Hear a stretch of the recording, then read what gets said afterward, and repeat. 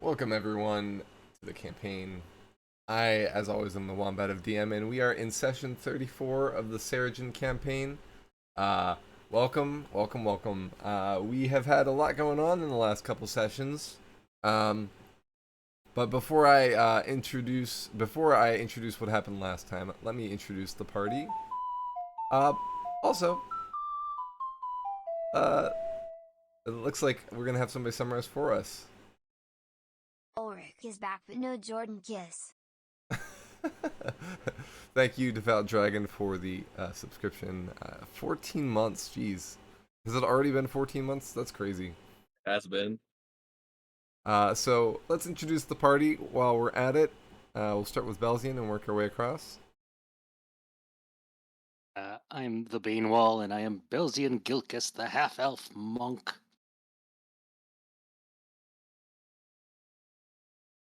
I'm Amethyst. I'm playing Roger the Wood Elf Assassin. Wood Elf Assassin? Quite possibly. Hello, I am playing Ulrich the Human Paladin, Wood Elf Assassin. Apparently, yes. I am Jaeger. I play Yarick Venison Bringer, and he has no opinion on Wood Elf assassinating anybody. Wood Elves will do as they choose. I'm Zippo, the Kobold Sorcerer, and I'm too sad to be involved in discussions of Wood Elf assassinings, as I've been betrayed by a human. And that's Yes, it. you Going to the would. vampire side. and that's it for the party. We only have 5 party members. So let's explain why. Last session, we, before crossing the wall, had one of our party members, our NPC Jordan, teleported out to rescue Ulrich from the barbarian clan, the Axe clan. And, well, Ulrich had kind of saved himself, but was in a predicament of being hunted. So Jordan gave him a device which allowed him and him alone to travel back to the group, leaving Jordan behind. Jordan plans to return to Seregen to try and help the humans know what's going on and prepare for possible invasion from the barbarian or the vampire lands. And hopefully he'll be successful in that. But in the meantime, the party has said farewell for now to our NPC or DNPC, Jordan Bordelot. They crossed over the wall and in the process got into combat with a giant frog-like creature, and then headed south into the forests of the elves until they arrived at Aurora, the village that the elves that they met in the Axe Clan lands are from. And they're currently about to be ushered up to meet with the village elder. And that's kind of where we left off last time. So before we get to that, let me set the scene a bit. I did describe the village a little bit last time, but as a refresher, the village is made out of shaped trees. The trees are living, but are shaped so that houses have been formed within or around them. So it's kind of like bark shape or tree shape, permanently or intricately done over millennia. These trees are quite old, but and it's different trees from the trees that you came familiar with in the barbarian lands.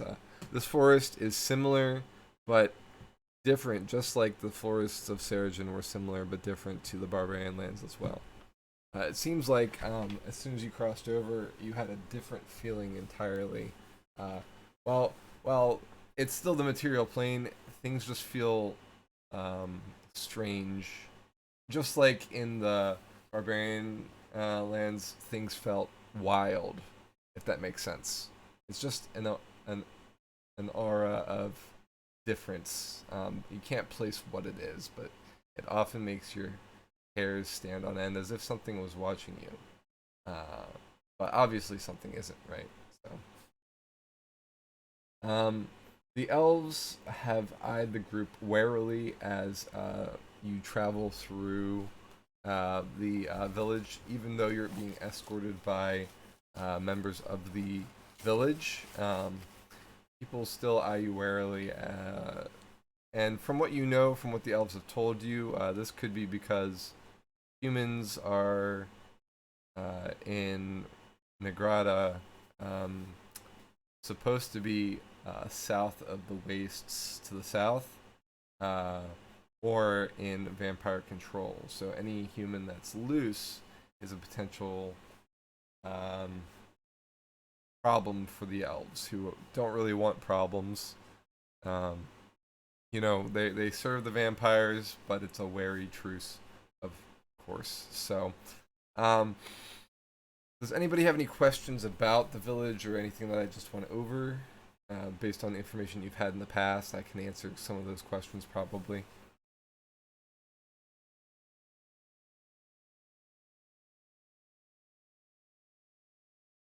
I'll take that silence as a no.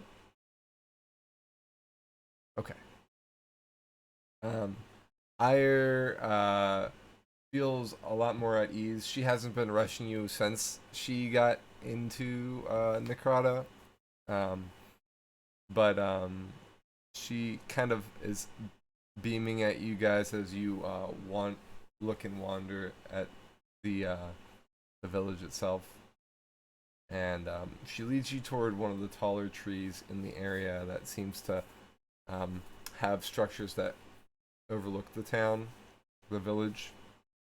And she gestures up and says, "We're going up there."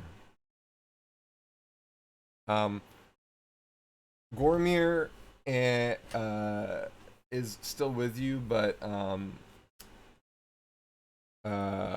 man, I'm blanking on his name right now. Eliath has been dismissed by Ire and has gone somewhere into the village, disappeared into the midst of the village.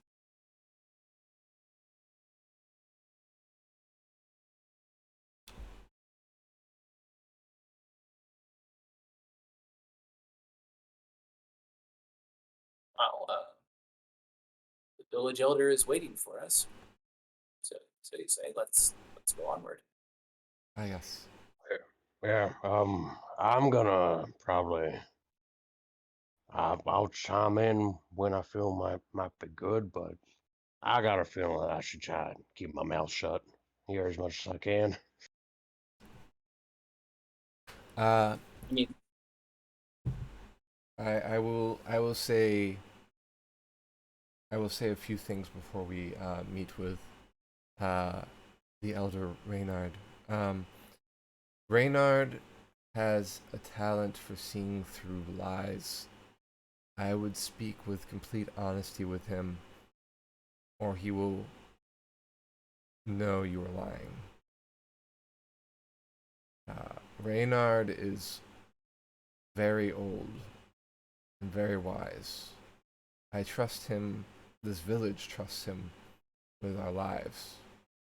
He is the oldest among us and thus the elder of the village.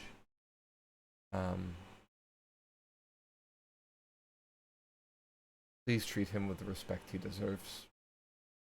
And she kind of looks at each of you meaningfully and lingers more on some than others.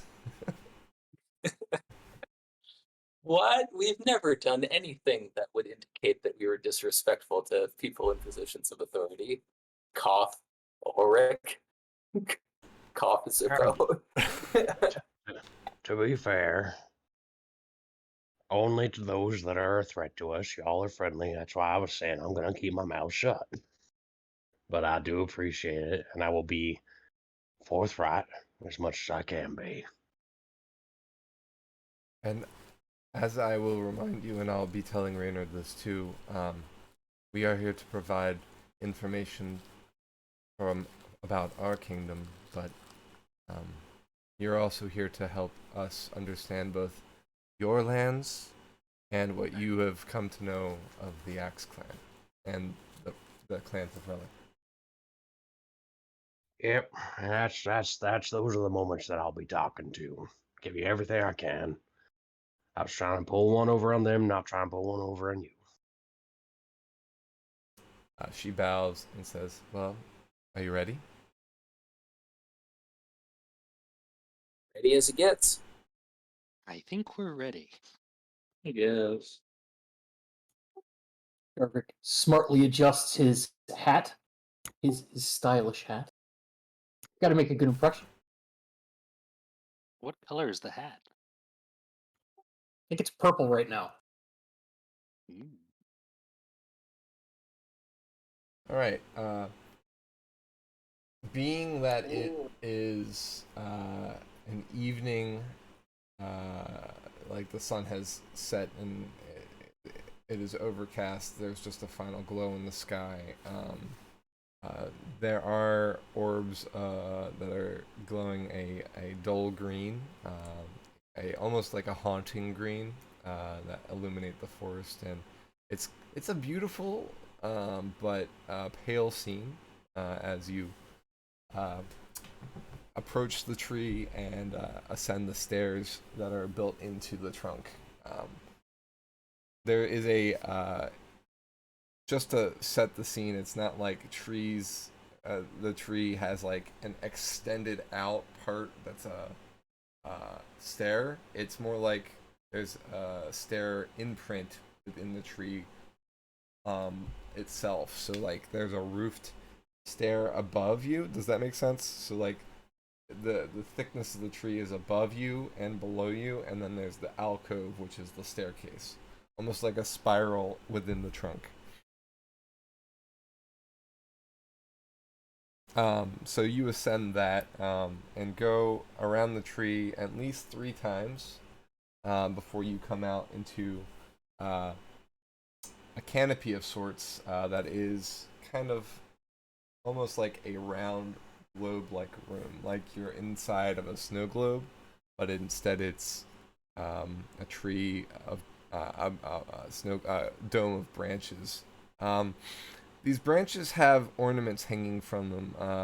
Some of them are crystals that are wrapped with small bits of wood in the shape of different creatures. Some of these creatures you recognize, other creatures seem unique to this realm.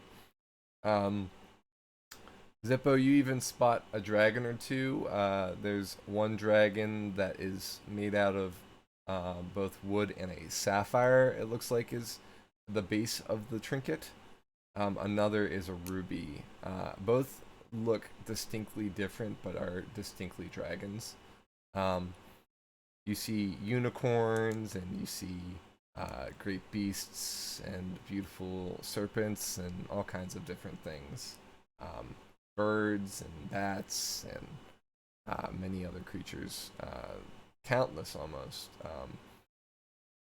And you see a lone figure standing off to the side, and he seems to be creating yet another one of these intricate figures. It seems this one is that of a doe, a small deer with a, it looks like a pearl is being made to resemble the eyes. So like there's slivers where the eyes would be that show where the pearl is, and that's what make up the eyes, and that's about the only bit you can see of the pearl as he. This was gonna definitely walk over to look at the dragon things, Mhm. and then when he gets over there, he's going, "Where'd you? Does that mean you've seen dragons?" Talking to. And he's gonna like look up at him and like just look at him like, "Are these real dragons?" Um, he looks up from his work and looks at you curiously, and then gestures to Ire to introduce the party. Ire introduces you and you all in kind, starting with Zippo, who spoke first, and explains things a little bit more. Let me go into that. Yes, Reynard, these are friends that we have found in the Axe Clan. Uh, they are not of Relic. They are, in fact, from Seregen, so they say. And,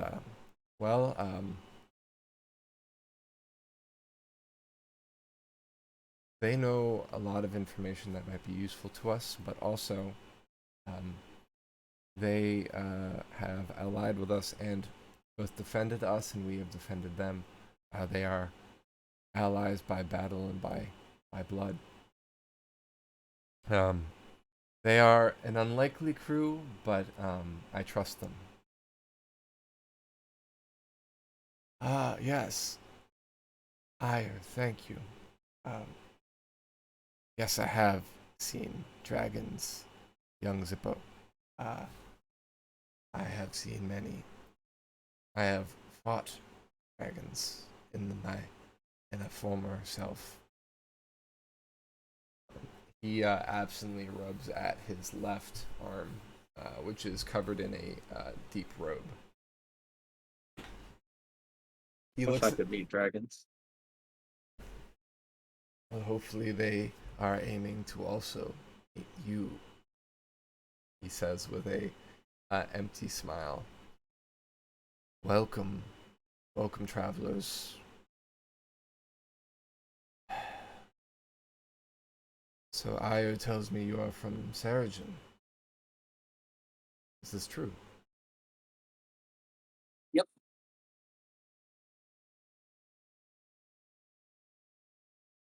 And what brings you here? Why did you come to Necrata? Curiosity. Lean relic. Which maybe perhaps begs the question of what we were doing in relic. We were sent by our region's leadership to seek allies after the wall came down. We found some in Air and her party.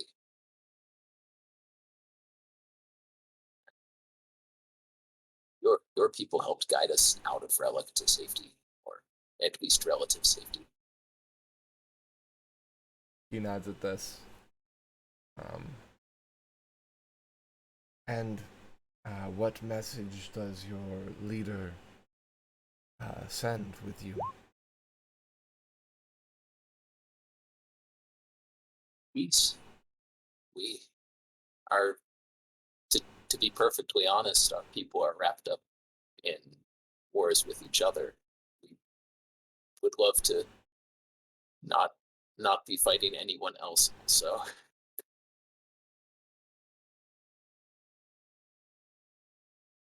And how did that go with the Axe Clan? poorly. Although maybe Ulrich, and Roger gestures to Ulrich. Maybe Ulrich can elaborate. Yeah, they are I mean, it seems like you have a long history with them already. They are a very expansion and warring minded group, it turns out. So I I was a ward there for a little bit. I fed them all sorts of tall tales, essentially trying to scare them away from going towards either Seregen or Necrata, just trying to really sell the idea that there are forces to be reckoned with. Uh, they decided that they didn't like what I was saying, and I had to extract myself through some violent means. So a few of them done, but you know, a handful of Goliath don't make much of a dent in a big old clan, I should imagine. They got they got another clan, the Rock Clan.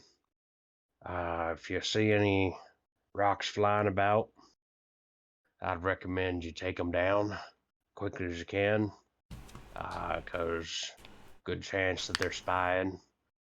But not knowing really anything about Necrata, everything I said was, pretty much an absolute lie. Other than I knew vaguely y'all are ran by vampires. So I kind of played that up a lot, tried to scare them in that fashion. Indeed. It was smart of you to try and turn the clans against themselves. That was one of their undoings back, before the wall was even a thing. Yeah, it don't seem like that's changed too much. The Axe Clan I'm familiar with, they were around before the wall. But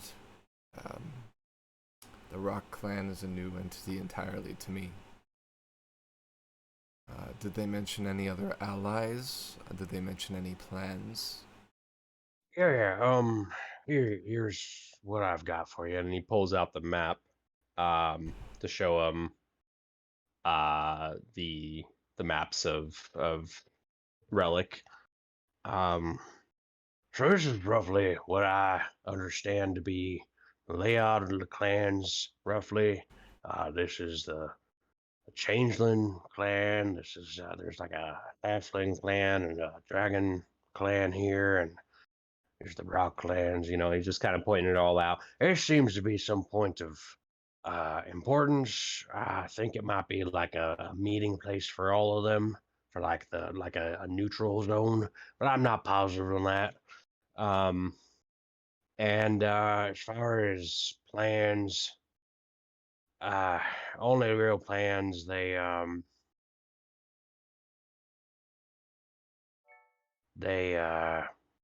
had in mind is expanding.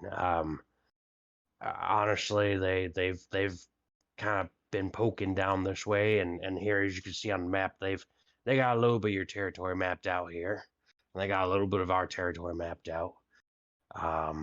They're definitely going to be trying to reach further and further. I see all kinds of markings down here. Is this the... Oh, that's lies I fed them. Just all sorts of lies. It's Like interesting. I said, some of these actually line up pretty well with some of the dangers that are in certain regions. I I've been around a map or two, and you kind of get a sense on where important points probably are. And I got a feeling that was the case with my captors. So I tried to settle up things where I could, give them information that might seem real, but was really just a bunch of hogwash. In particular, and he points down to where the Doom Death Flyers, I forget what I called them, but I said they were like zombie dragons, undead dragons down from here that were a major threat and would swoop in and at the command of the vampires and take out anyone who comes in. It seems like some of the myths that carried over into your lands from times of old have persisted. There are indeed undead dragons in this realm. Well, that's good to know. Maybe I should give up the soldiering life and go into soothsaying. He just kind No of one's- bows. You're just gonna pose the question.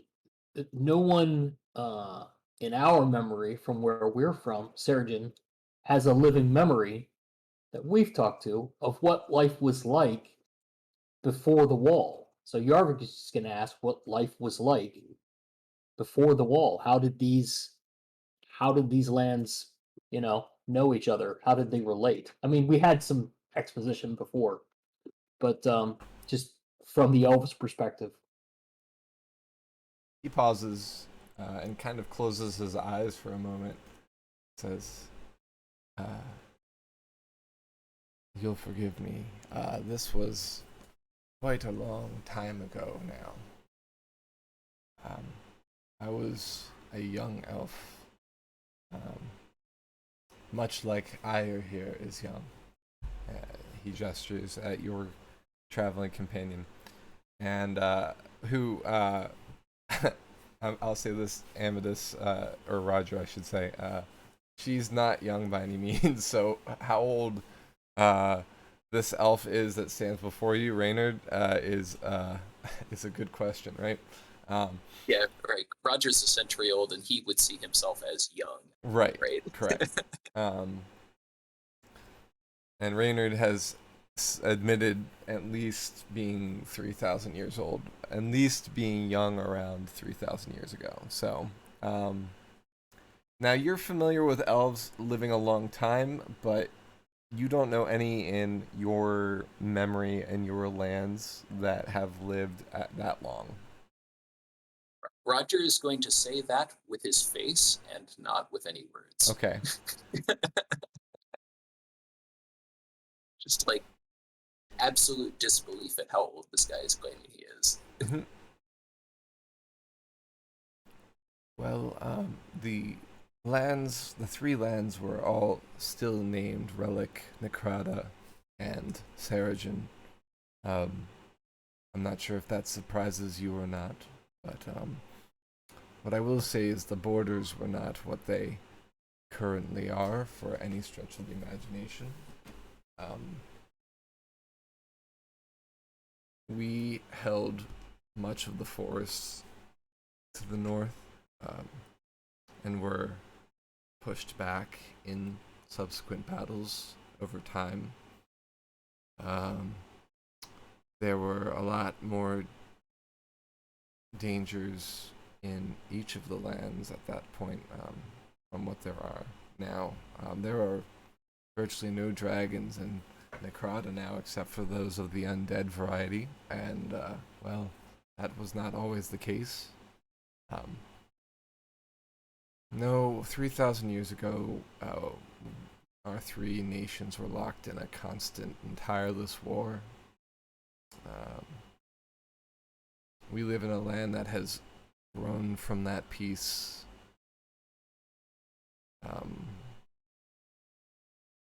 But still bears the consequences of it.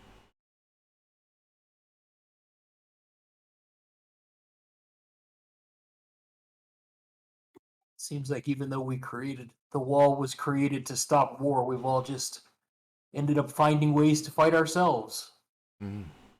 Yes, the vampires are waging battle against those in the south that have dissented from their rule. There's a rebellion in the southwest of the continent. I'm sure that battle is potentially even one that might even have an advantage now that the wall is down and many of those are no longer backed up against a wall. They might seek refuge in Seregen, or the battle might spread down the southern areas of Seregen. I'm not sure what the clans of Relic have been up to. There used to be many clans, but if this map serves true, 12 clans left is an interesting fact to have.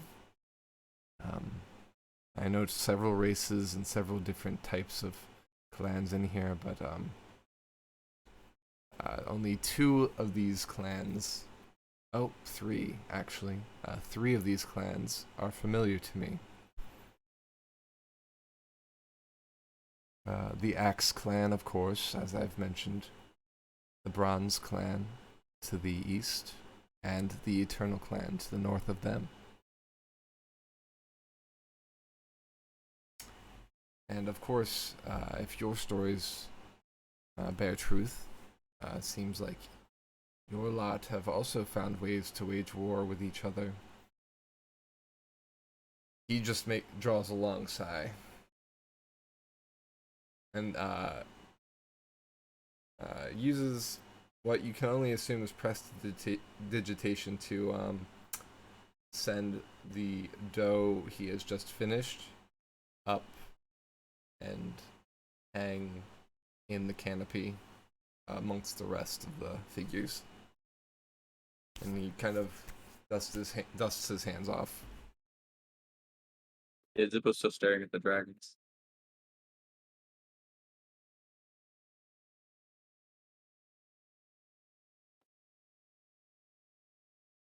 You mentioned crossing when the wall came down.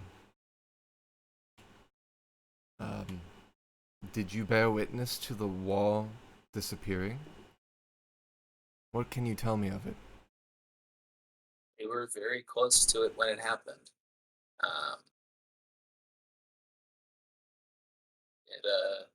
It was loud. Through the ring, Zippo's gonna think, do we trust these guys 100%? Or do we trust these guys 100% since they can see through lies? We can't exactly tell them we saw someone else do it, because he'll see that we're lying, and then we lose trust. So do we want to just tell him that I broke it down? Yeah, this is probably a good time for me to mention that. I mean, I did kill him after I told him this, but I ended up telling the Goliath captain he's dead, but Oh. you know. And as soon as that communication's in, Zippo will be like, yeah, I went through the wall to break it down. It was fallacious in there.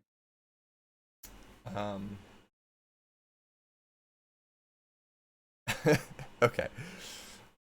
Reynard looks kind of so he seemed to be at peace and nearly tranquil this entire conversation, maybe even a little bit sad. But he kind of draws a gasp as you say this. By the stars, you broke the wall? Yeah, I used to have a master that I served that would give me powers, and I thought she was a fire dragon. And she told me that I had to go through the wall to meet dragons.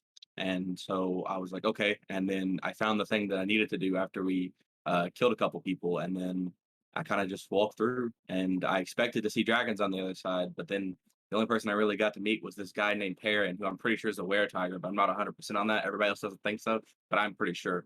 I got a good feeling about this one. And then we kind of discovered the Axe Clan, and then I met a air genie, and he gave me my new powers and relinquished my bond to my old master. It was a lot of fun. He was really cool. And then we met some other things, and I wanted to tame a couple of the things that we saw, but they kept attacking us, so we had to kill them. And then we met a tree that I told a lot of stories to, and Zippo would just go on and he'll be just until the guy stops him, he's gonna lay out most of the stuff that's happened that he can remember that he thought was fun. He doesn't stop you. He listens intently on every word. As if and then Zippo get to the part where Jordan left, and he'll just stop talking and kind of just sit there sad. Nice. I'm gonna give you an inspiration for that for that addition, because that's good charactering. I like that.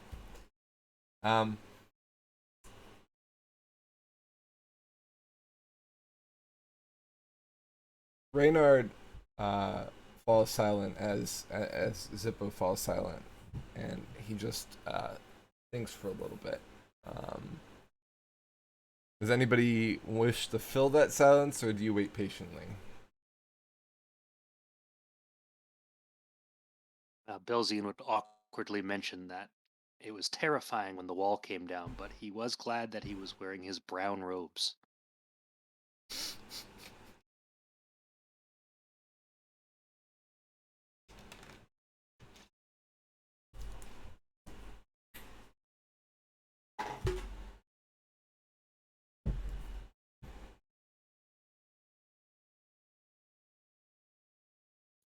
Jarvik likes a good whittle from time to time, so he's been taking note of all of the carvings as we've been going past.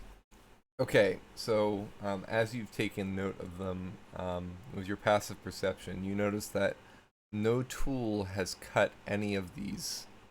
They are all formed statues. Yeah, Jarvik he's gonna file that away, but he's gonna find out if this is something that he can do or learn as well, because Jarvik's got a little bit of the wild magic, so. Mm-hmm.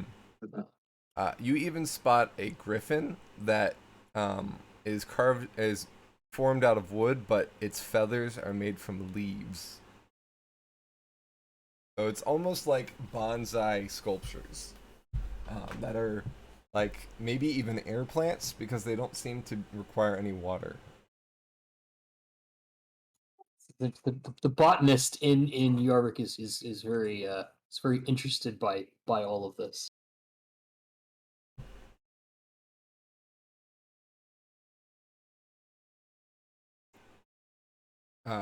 And I'm gonna let you guys wait a moment more because Benji is saying that he wants in. One sec.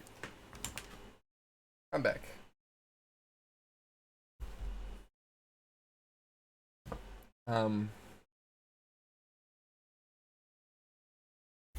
Reynard looks Zippo in the eye and he says, or tries to look Zippo in the eye. Do you meet his gaze? he says, Yeah, Zippo, look at him. Do you now realize the consequences of your actions, whether they were your own or motivated by another party?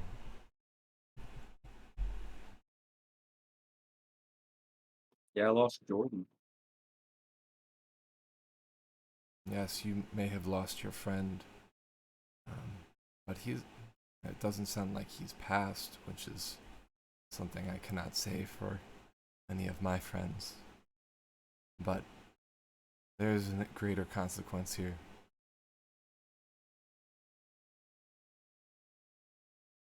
The people of Seregen, of Necrata, of even Relic, are all in danger of suffering the fate that was prevented 3,000 years ago. If Ulrich's information is correct, Relic has already started the war again. I know my masters well, and unfortunately, I do. Necrado will be quick to strike back, should they be struck. If they don't, they will. If they are not struck first, they will take advantage of an opening where they can. The vampires have always viewed the wall as protection, and us as the second line of defense. With the wall down, it's only a matter of time before they take notice and act.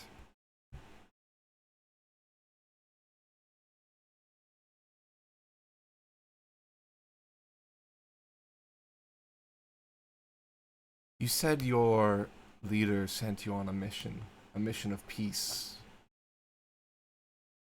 What did you hope to accomplish with this task? Well, so I mean, we've been pretty open book with you thus far. Leader's kind of a strong term for it. De facto leader right now might be the best way to put it. We're in a delicate situation back home. And all of us, most of us, have experienced the hardships of war. We're not fools. The wall coming down, no matter what could have been on the other side, it was going to be a disruption to things in an already fragile system for us.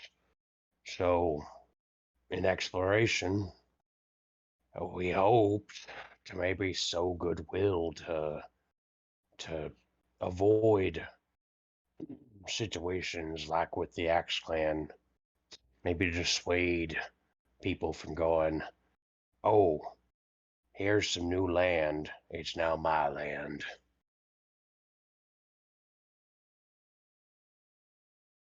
And my apologies, but on a small level, I'm sure that many people in Seregen,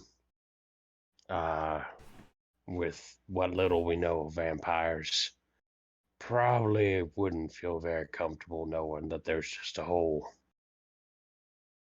giant region ruled by vampires. That would probably be a little disconcerting.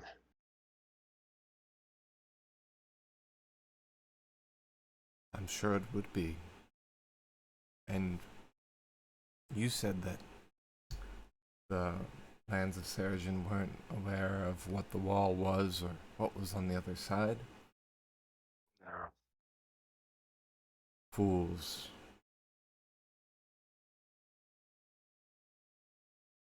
Yeah, we're not as really long lived. Did the How did you break the walls, Zippo? What was the object? It was a jewel. I carried it through the wall. It kind of gave me a force field, and when I walked through it, it was like a storm, like an awful storm. But then when I opened my eyes again, it was I seen my party, and the wall was gone. I think if I remember correctly, your guys should have been the statue of a vampire queen or a vampire lady. If that's the item, then it would be in the kingdoms south of us. And Zippo will pull out the book and he'll like look through it until he finds what the vampires one was, and then read it to him. Okay. Yeah, it's a large statue with a crescent moon necklace. It's said to be the first female vampire statue of her. Yeah, Zippo will read that out to them. It's not a picture book, by the way, so it's only a description. Yeah, he'll read out the description Yeah. to them. I make that clear because your image of what the first vampire is could be very different from what it actually looks like. Yeah, I would imagine it is. Roger will say it's not that the humans forgot the information. We've been given the impression that it was deliberately lost. Yeah, because the guy we took the scepter or the jewel from knew what he was coming to do, what I did. But he wanted to do it on purpose, like for whatever reason he had. I don't know. And ultimately, we don't know his motivation, so.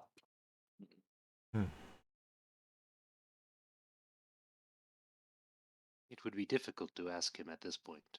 Yeah, all we've really got him in his head. Oh, well, if you have his head, then you can still ask him questions. That's an easy feat, especially here in the Crowdo. All right, cool. Let's pull the head out. Pull the head out. I mean, if you got someone, yeah. I've been carrying this thing around for a bit. As you pull the head out, it's like this putrefying, messy, flesh-covered skull at this point. It's been several weeks of, a week and a half of rotting in this bag. Told you it was useful to save those things, Ulrich. I see none of you had gentle repose. Was a spell prepared? No, that's I use it as proof if the wall didn't go down. See, the goal was I go through the wall with Jordan, and the rest of the party go back and just do their thing, and then the wall went down. So yeah. Yeah, we didn't really expect to suddenly be going this direction at any point. I wouldn't say we've been failing upwards, but. We've been Failing failing sideways. horizontally. Yeah. speaking of places, the other elves told me of a place called Mehanir. I have a map of that place, and I just do you know if it's really covered a lot by vampires, or if there's a way that we could probably sneak in? Mayanir is where the vampires' homelands are. It's the mountain range where the vampires live. Uh, I would not go there unless I had to. Unless I was forced to. I'll say it that way. And But it is interesting that you bring it up. You five seek peace, and you are also in a unique position as wall breakers. Whether purposeful or not, you have both healed and harmed this land. The wall in itself was a scar, but a scar for a purpose. I fear that history is starting once again. And I fear that the races did not learn. If we have any hope, it is this. We must attempt an alliance. A tentative treaty, if anything. If your mission is one of peace,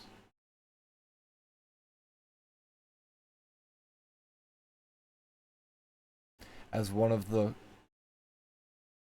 creators of the wall, I charge you to take responsibility, purposeful or not, and try and heal what you have started.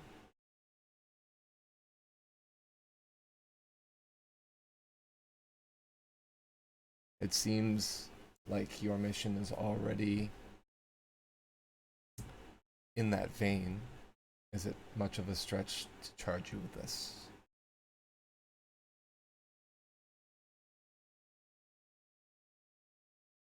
Hold on now. Did you just say you made the wall? Yeah, I got questions about that. I was one of many who assisted in creating it, yes. So, was this an Elven or Necrata initiative, or Um, this does not leave this chamber, but no vampire assisted with creating the wall. that's good to know. Um, just I mean, did people in Seregen assist, or Say that again? did our people, folks from Seregen, assist in some fashion, or Members well, from why? all three nations assisted in stopping this war from continuing by constructing the wall. It took a great effort.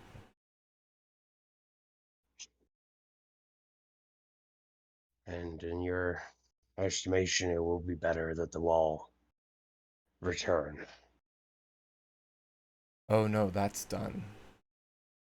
Oh, There well, what? are not enough people in this world that would be able to construct the wall again.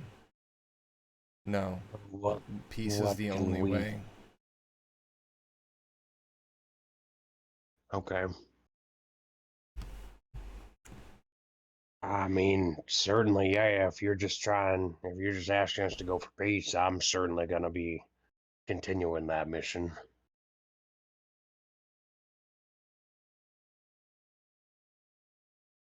If not to build another wall, what kind of responsibility would you suggest be thrust upon us?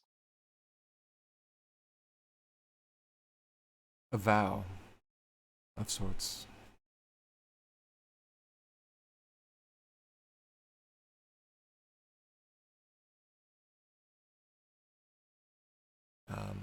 You may or may not be familiar with this, Roger, but the elven folk are connected to that of the Fae. I have a bit of Fae blood in me. Uh, if you swore to this mission, it will be a pact.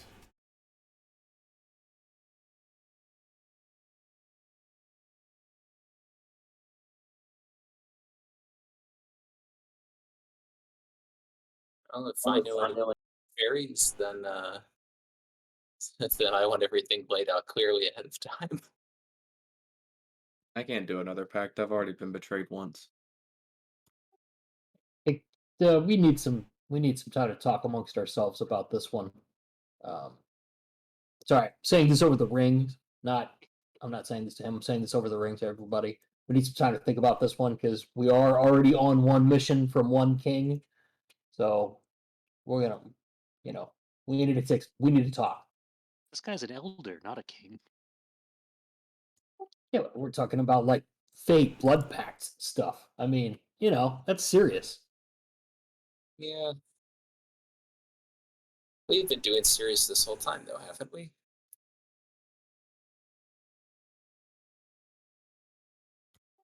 That's one word for it. Chasing down illegitimate princes and murderers, ninjas, and goodness knows what else.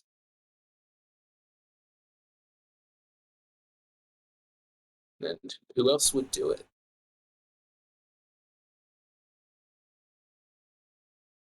I would submit that we have always had the opportunity in any given situation to just nope out whenever we wanted to, and in fact needed to. With this, I don't think we can. So, just if we're going to commit to it, this is what we're committing to.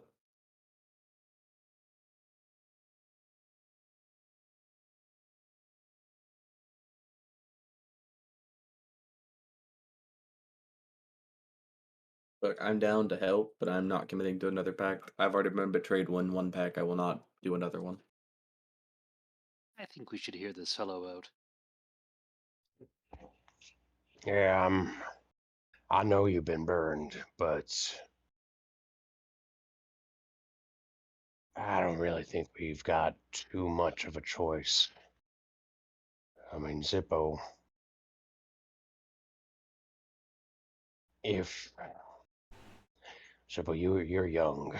If war breaks out with everyone and with the kinds of things that are down here, I worry for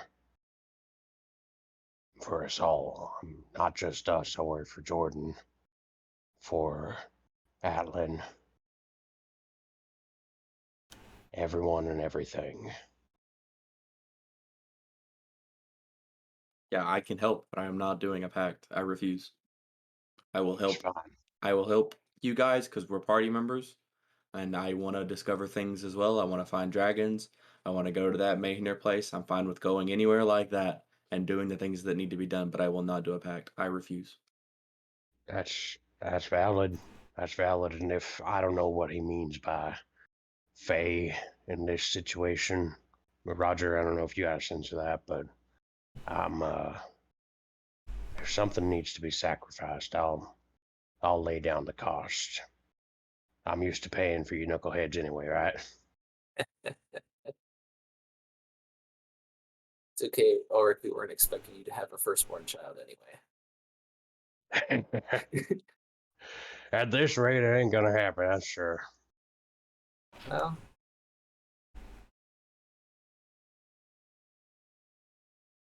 I don't know. It would feel nice to be taking responsibility for some of our violence, even if it wasn't anything we intended to do, or even if it was something we argued strenuously against and ended up happening anyway.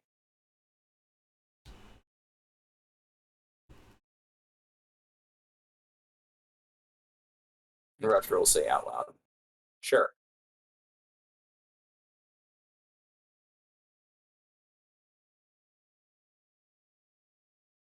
So you just say it out loud, sure to the pact? Is that what? Yep. Okay. Yeah, they're agreeing to the pact. I'll help them, but I'm not taking the pact. I've already been burned on one pact. I'm not joining another. I don't care who the source is. Um. So, I are you doubt it. saying that out loud after you've broken the ring communication? Yeah, after Jordan says yes to the pack, I'm telling him like I'll help them because we're party members, Roger. but I will not do another part. Roger said yes to the pack. Jordan did not.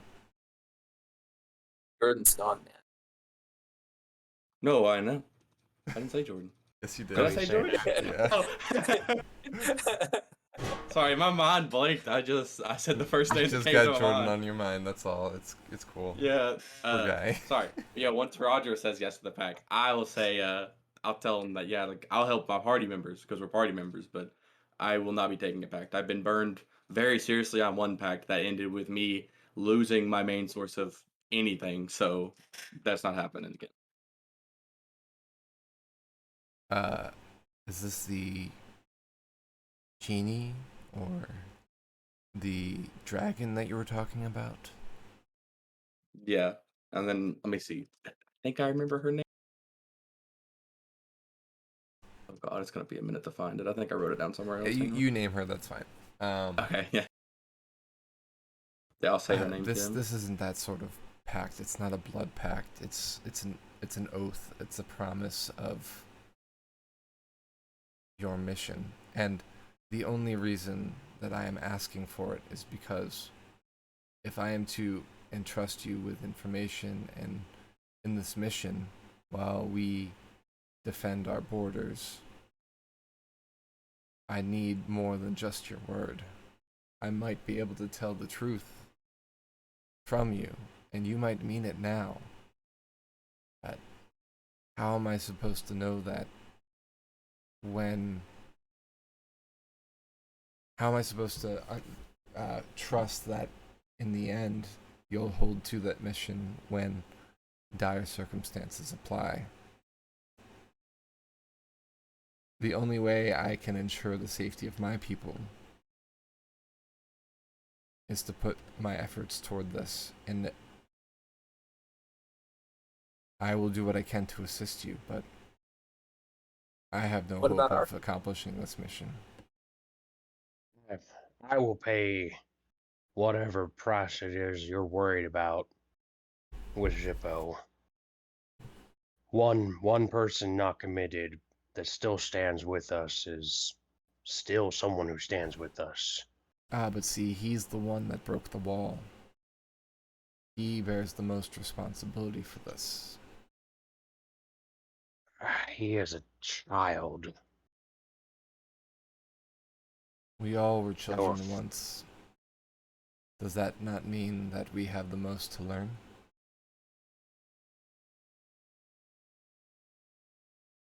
yeah, yes, of course, but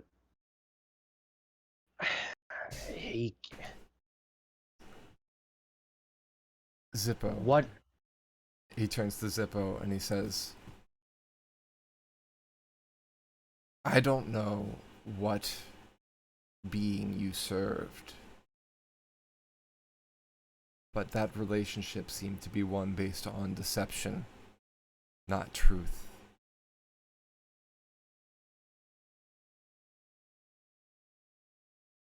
I know you have been burned, and I understand your fear.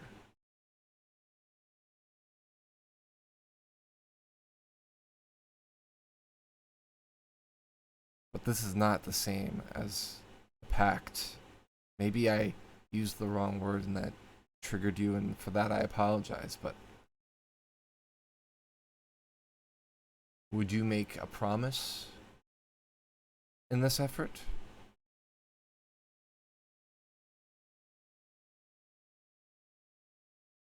Depends on the terms, because I did have a promise with somebody once and they left me too, so Is this Jordan?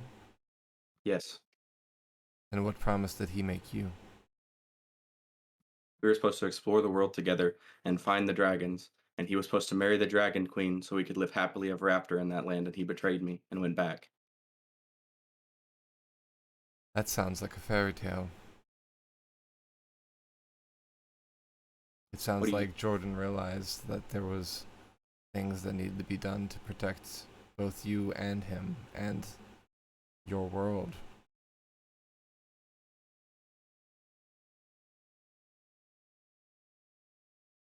I don't think that Jordan meant you harm. I think this other creature did. Jordan did not abandon you. He gave you gifts.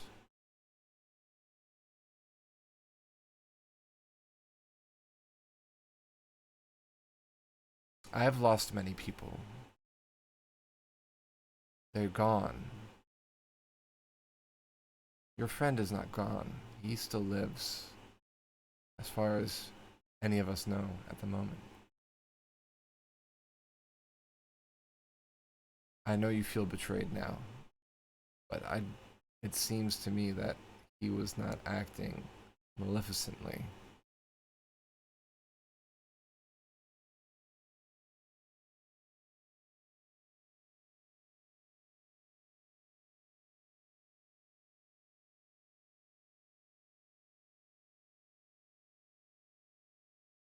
What do you want, Zippo?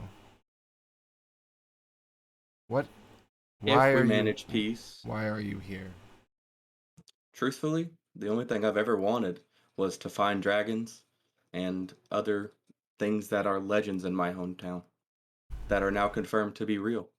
And if I can find dragons, that's one legend off the books.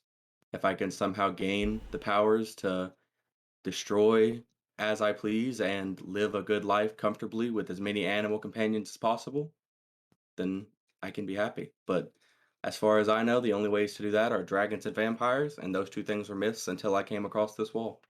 Now I know they're real things, and I just want to explore those. Because while you guys may say they're evil, I've never met a vampire. And not to be rude or anything, but all I know about vampires are what I've heard from you and the Axe Clan, and what I've read in a book that's ancient. I don't know if I could trust the vampires. I'd have to meet them to see. Just like the dragons. I don't know if they'd be aggressive or not. I have to meet them and see. That's the beauty of unknowns. You gotta explore them. I suppose it's trusting who you meet. And sometimes one can ruin it for all.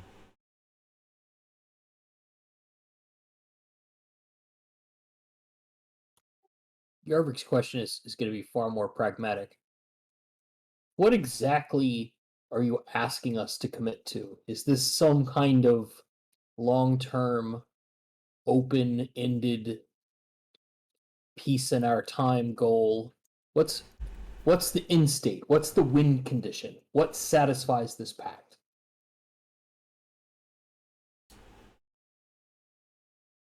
I charge you with speaking to the leaders in the three lands and have them agree to a treaty, or try to.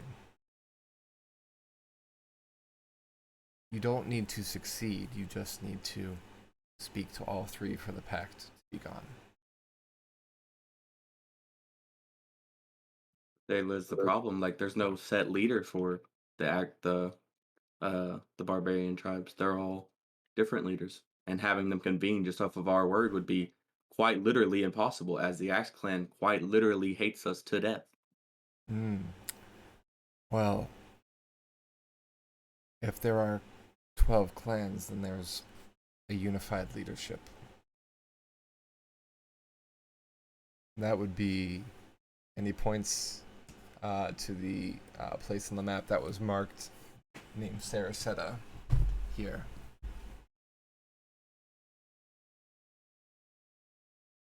And of the three lands, since you already have a member of your party heading toward the human lands, I would say Saraseta would probably be your best first course of action. If you already speak for the humans, and you have a treaty with the barbarians, you might have a chance to sway the vampire leadership. I doubt you could just walk into vampire territory and be like, hey. But if you have the might of the barbarians behind you in this treaty, you might stand a chance of being able to sway them. But either way, all I ask is for an attempt. And certainly the barbarians are going to say the same thing as you here, right? We had the backing of the elves and the vampires, then surely they would agree, but they don't trust you either. That's fair. They wouldn't. I doubt that they'd see you just as you are now. You'd have to be a member of the clans to even be able to meet with them. But I can tell you how to solve that problem. And it's one that Zippo would probably be happy to hear.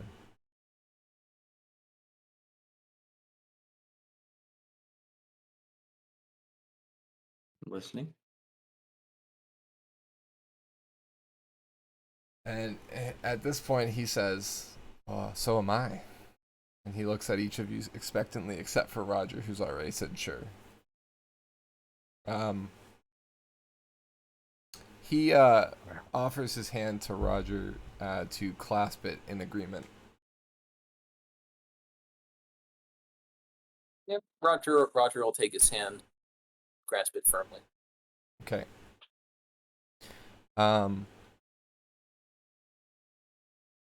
A small vine extends from under the robes of his left hand as he grasps you with his left hand.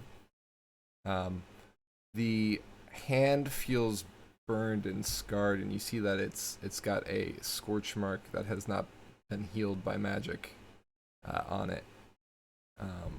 It looks like it's an old wound.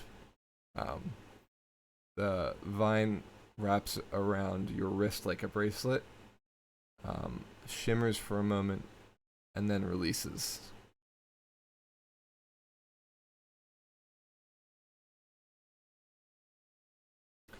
You are filled with purpose and feel like when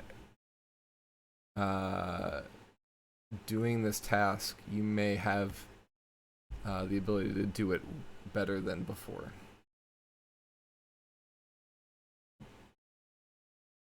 Cool. Come on, Zippo, this will take us like, what, a decade or two tops? Nice and fast. Yeah, you'll only be halfway through your life at that point, right?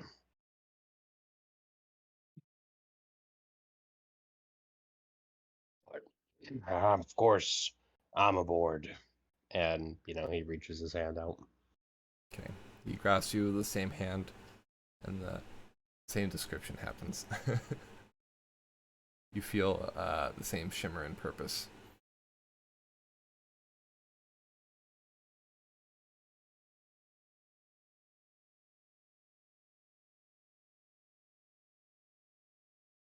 I've always wanted to learn more about my elven lineage, and I feel that my chip should be in this pile as well. Count me in. Belzian agrees as well. He shakes your hand. You feel the shimmer of agreement.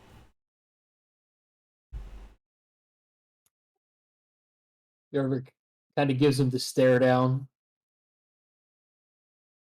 Reach the 3 leaders of the lands of Seregen and attempt to get them to reach some kind of peace. The 3 leaders of the 3 lands, Relic, Seregen, and Necrata. Yarvik kind of carefully considers for a minute, like, I've come this far. And he agrees.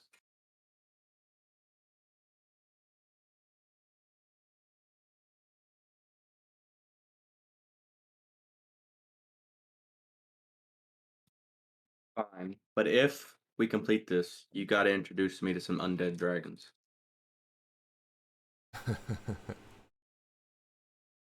You will meet dragons before this task is done.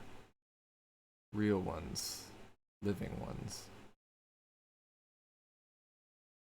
The Bronze and the Black Clan leaders will be at Saraseta. They will be some of who you must convince.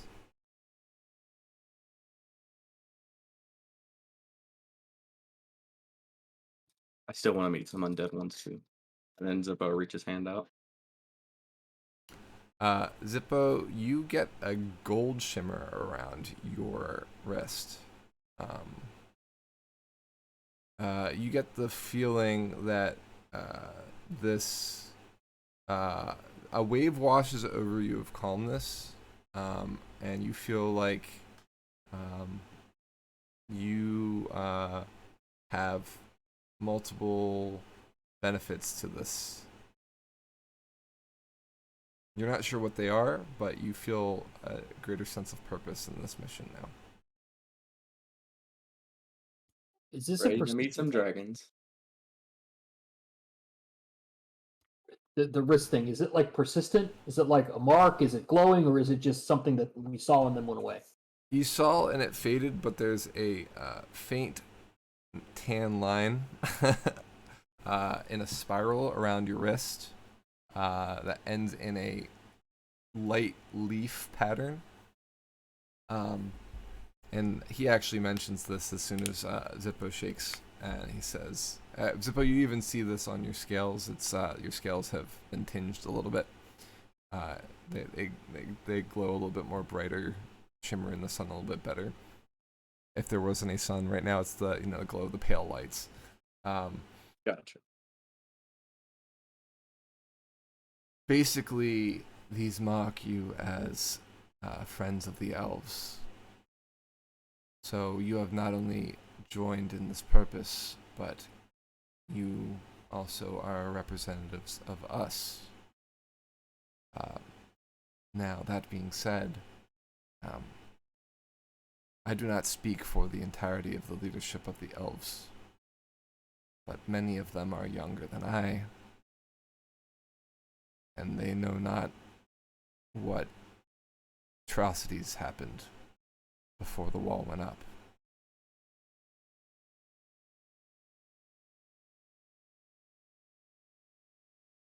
Elves will know you as an elf friend and will try to attempt to protect you while you are in these lands. But not all may agree with this task.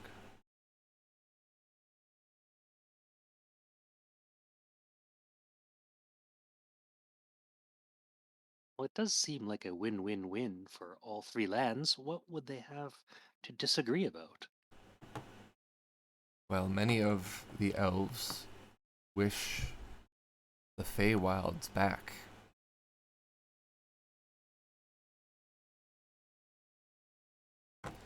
Ire and Gormir both kind of nod curtly at this. They don't say anything, but they nod curtly. It's a compromise. Everybody's going to be unhappy. Yes, and Relic is the Feywilds, so I'm sorry. So, what does that? What does that mean? Like, I mean, what is the Feywilds exactly? you haven't heard the stories of the Feywilds? Yeah, I mean, you gotta understand, like, my existence is a fragment of what yours is, and pretty much anything that didn't say there has always been a wall and we don't know what the hell it is. You know, any notion of anything beyond the wall. So is like that just another name for Relic? Is that what does it mean to be the Feywilds? It is the Like, original name of Relic. right. This continent was rumored to be the place three places intersected.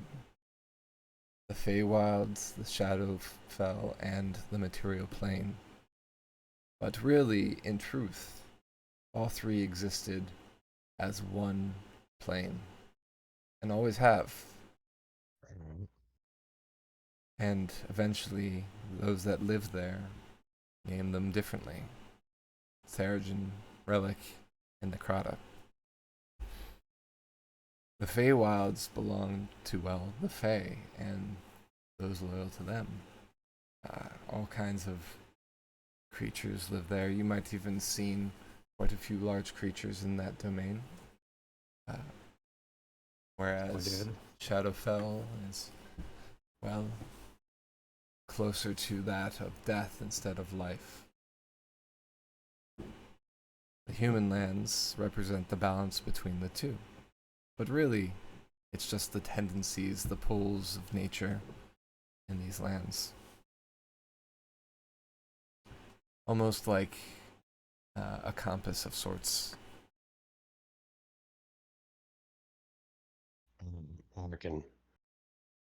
I can follow that. So just to make sure I am understanding you though, you want Feywild to be restored, as it were. I don't think that's a realistic goal these days. And Ire looks at Reynard with profound horror and says, "We've been in these forests for centuries, and they've been in theirs for centuries. Without peace, we can accomplish nothing. War will only beget more war. If two people both want the same place thinking that it's their own, none will get along until they have it. But with peace, maybe the unification of the lands might bring about a merger instead of a conquer. But that will take time. Time that is running out." It is out of season. War weakens us all. As you have found in Seregen, the war that you described prior to the wall coming down. Your nation is weaker because of it.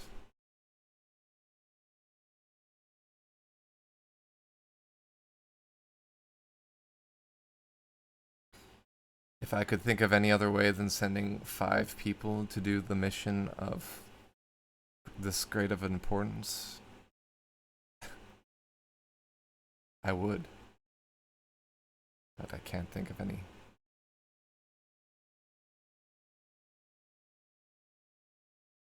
You're in the unique position that you already represent a land, are seeking a mission such as this, and know the consequences based on what you have already done.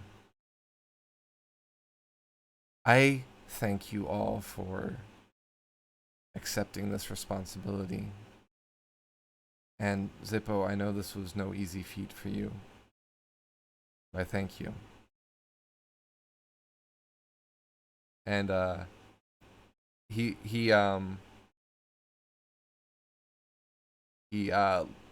suddenly realizes that next to Zippo is a dog, and he's like, "Oh my goodness, Yeah, how I've been are on you?" Virgil this whole time. Yeah, and he's like, he goes over to him and softly begins scritching behind his ears. And if Brunhild goes down on her back, we'll rub her belly.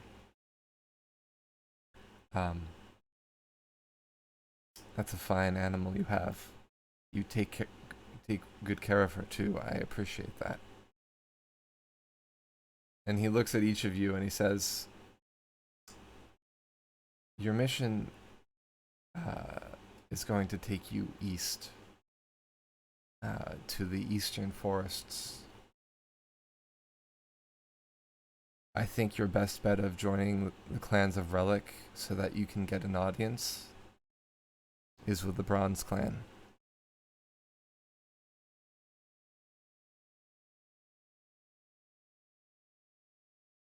Dragons. What was that?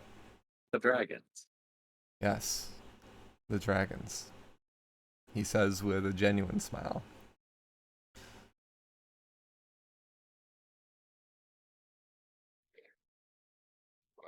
How's that sound, Zippo? I was already wanting to go to the dragons anyway, so that completes one mission.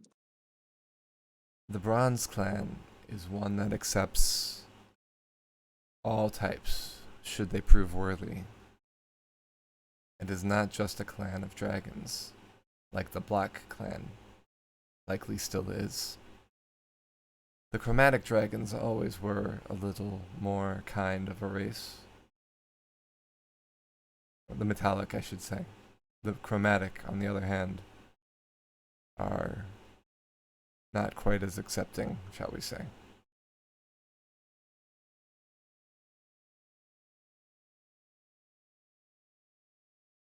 The Bronze Clan, it's one of the three that you mentioned existed in the before times. Mm-hmm. What could you tell us about them that makes them more accepting than, say, the Black Clans? Well, as I just said. And he begins to continue where he stops, and he says, "You need the hide right now." And he rushes to the carpeted area in the center of the floor of the chamber.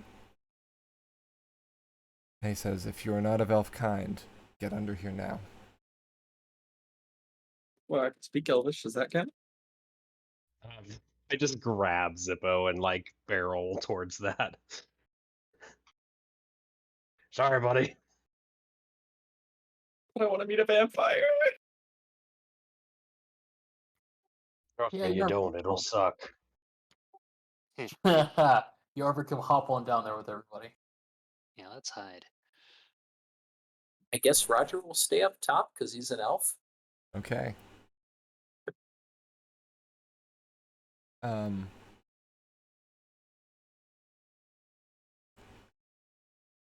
And you're with your passive perception, Roger. You hear that there's a high-pitched whistle that's chiming in several places in the village.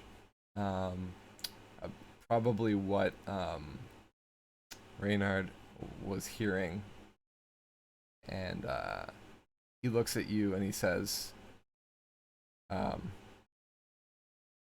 "Try to not bring attention to yourself." I'll roll a stealth check and try and hide in the wood. Okay. And he rushes down the stairs. So I will say this: in the compartment that you're in, you can actually see through the chamber edges out into the rest of the town in various places. So you can actually see once Reynard comes down out of staircase and steps away from the tree, out into kind of like a courtyard area in front of the tree. You can see him and the scene of the village itself. Okay. We're gonna go on a 10-minute break here, and then when we come back, we'll start up with that. So everybody out there in Twitch, we'll see you in 10 minutes, and we will be back. All right, welcome back, everyone. We have returned, and with us we have a guest star for tonight. Queen of Brambles is going to be playing a character that's just appearing, so we had to get ready for that. So sorry for a longer break than usual. We are on a different scene, so if you see things looking a little bit differently, that's why. But we are gonna get back in. So the group just hid, for the most part, except for Roger, who's hiding it a little bit differently, out in plain sight. And I'll set the scene now. So as you guys are peeking through the tree, and you see Reynard walk out into the courtyard area, a small contingent of bats swoop down amongst some startled elves below and, with a puff of mist, turn into humanoid figures. In the middle, a pale, elegant woman with dark hair, sharp eyes, scrutinizes her surroundings. She's gracefully rests her hand on a wicked-looking rapier and glides forward on long, even strides. She has a contingent with her of several other vampires. Since they appeared the same way she did, it can be assumed that they are also vampires. And one of them she looks over to and looks at them expectantly. And they don't seem to notice her gaze at first. Eventually, she lifts the front of her skirt slightly and grinds her heel into the foot of his. He unfurls the scroll with a flourish and begins to speak quickly. All gather! All rise for the Honorable Baroness Bevan Tharis, Viceroy of Malkavia, the full moon's bloom, Redditor Sanguinis. At this point, more elves are gathering. It seems like much of the town is coming out, or at least exiting their homes to watch Ayer and Gormier go to the first flight of stairs to look out from where they are so that they're visible, and encourage you, Roger, since they can see you trying to hide, to also come to watch. I'll come out and watch. Okay. Reynard steps forward and deeply bows and offers a hand out to Bevan.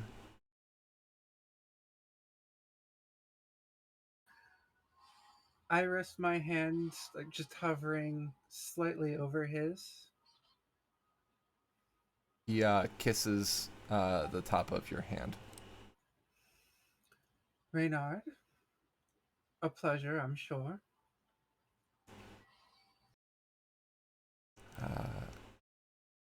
Viceroy, what? We weren't expecting you. What do we owe the honor? He says in a slightly stammery way. Yes. I am a bit early. The crown has concerns. You're aware of why, I'm sure.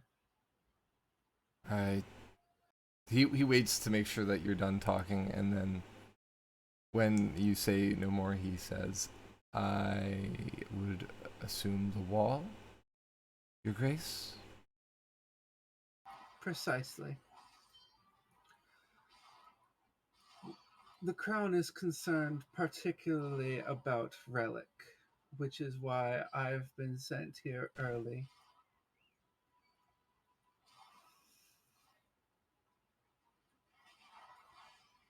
I'd like to know what you know.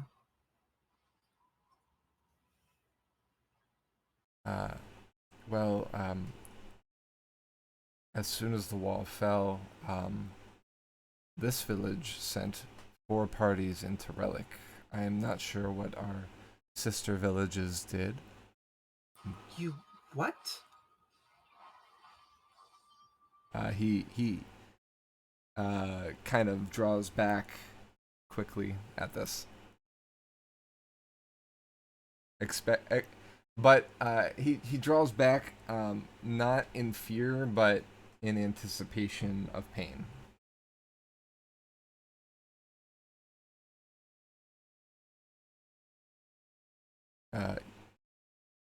we wanted to see what the actions of our enemies would be. If we could divulge any hint as to their actions and if there was any threat.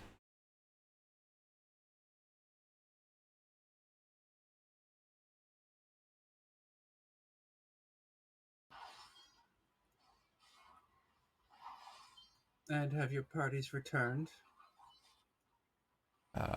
One has returned, yes. The others, I know not what has happened to them.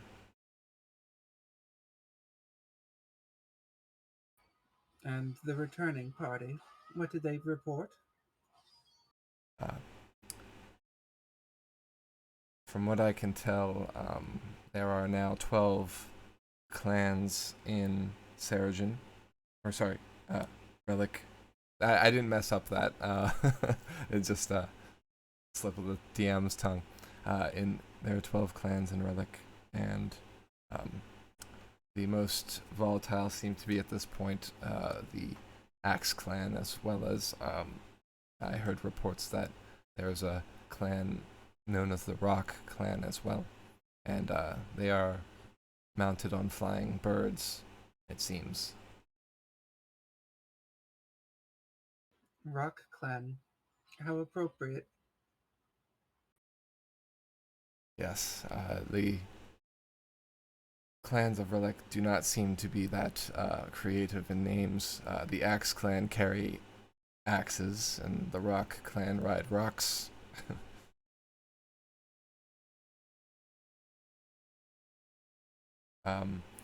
There is also rumor of a third clan that is united with those two, known as the Tusk.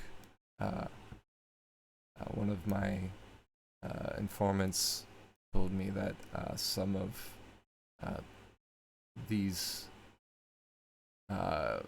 clans are moving south in organized movement, so we must prepare for a potential war. Indeed. And those scouts reported only those clans? As far as the clans that, as far as the units that came back, yes.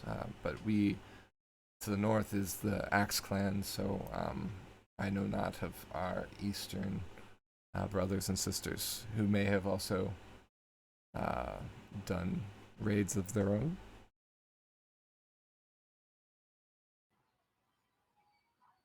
Indeed. And what of any northward movement? So to clarify, Brambles, by north, we've been talking about Relic. Do you mean the other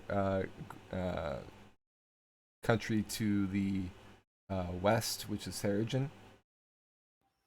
I mean anybody who might be moving north into Relic? Oh, I see. Us moving north. Okay. Aside from the groups that I've sent, I know of no others that have gone north from this village.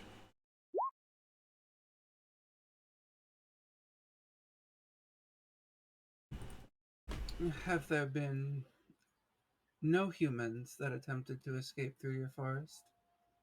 I see. I follow your concern. You worry of potential refugees or escapees that are fleeing the lands of Necrata to find substance elsewhere. No, we have not encountered anyone fleeing the lands of Necrata, but we will keep an eye out for sure. It would be foolish for them to go into Relic anyway. They would die at the hands of the clans, I'm sure.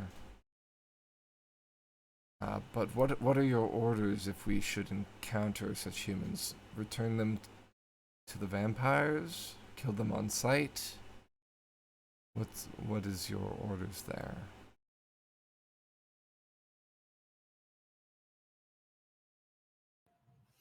If they're hale enough, send them back. If not, kill them.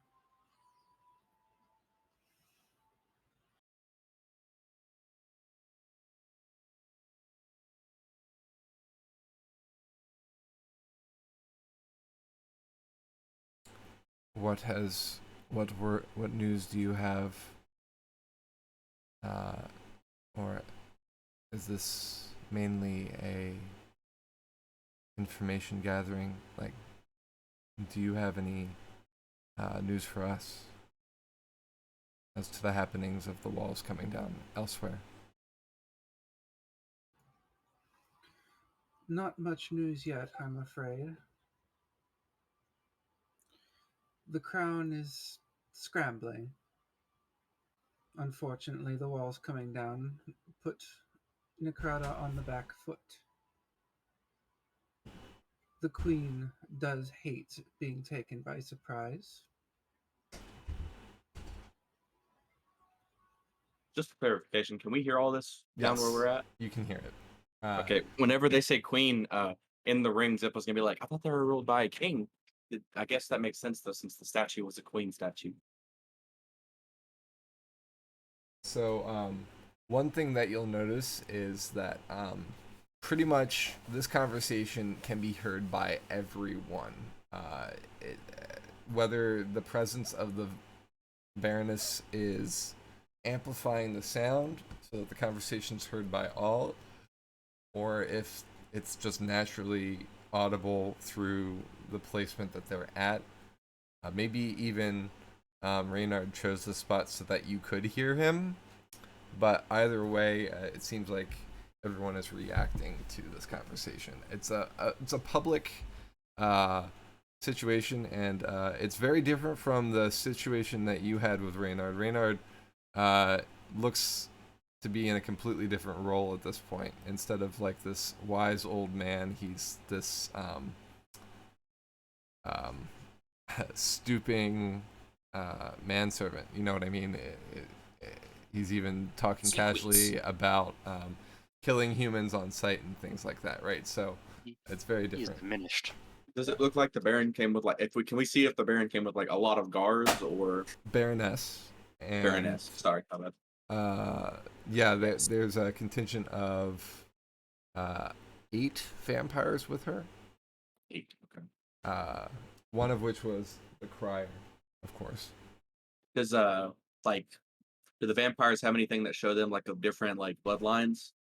Like, so the Baroness would obviously be of like a more noble bloodline. So like the lesser ones have like deformities or something that mark them as like a lesser bloodline, or they all look pretty similar to the same. They all look pretty similar, for sure. Okay. Some of them have more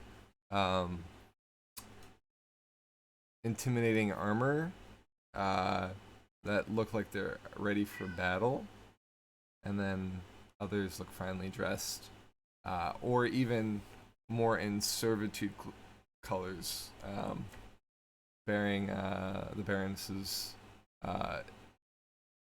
both insignia and colors. Okay. Now I have a second question, and this is not relating to the Baroness or anything. So that bag that Jordan gave me, I remember us holding it open, and people can go in it if you hold it open. Does it is it like a whole separate pocket dimension essentially that it is? And if it is, if we place it say upside down, will stuff fall out of it?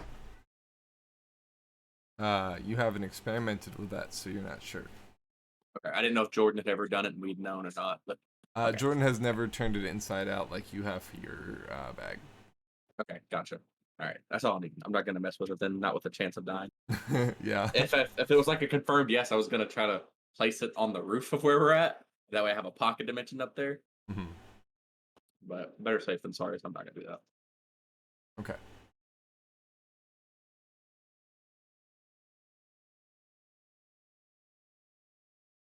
Well, I'm also gonna be petting Brunhild to try to keep her quiet. Okay. Because I just thought about it. She might not like being cramped up back here. So Brunhild is quiet for now, although she does have her tail between her legs. She seems to sense death. Greatly so. Gotcha.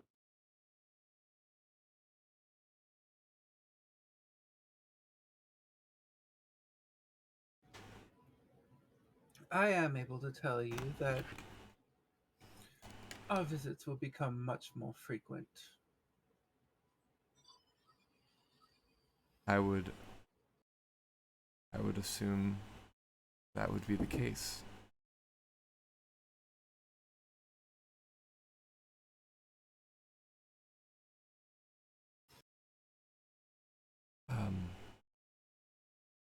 Mistress, how is your home? Are you well?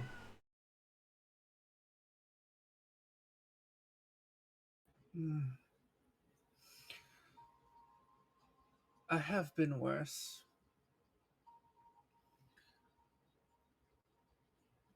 The stress is getting to me. But luckily, my villa is in such a superb location. And despite the vulgarity, and she flutters her fingers out into the air, this place has its charms as well.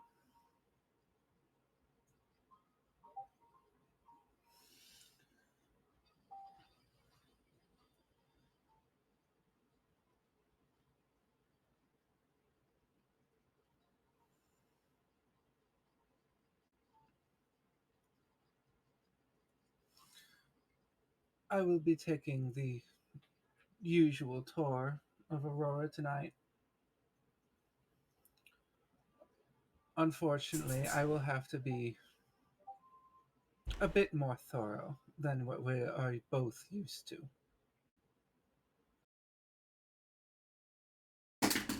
Angie. Give me 1 second.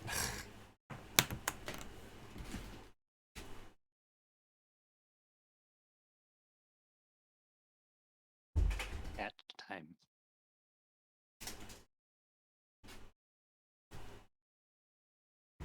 Cat. All right, I'm back.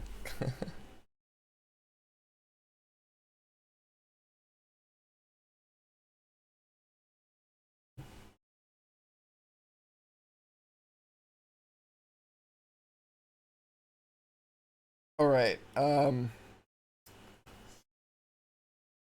Reynard seems happy to comply in this. I'd like you to roll a a perception check or an insight check, excuse me. And just let me know what it is. Oh, me? Yes. If you have a d20 handy. I do.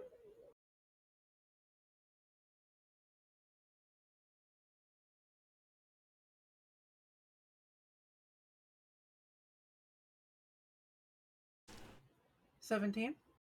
Okay. Reynard is nervous, but he always seems to be nervous.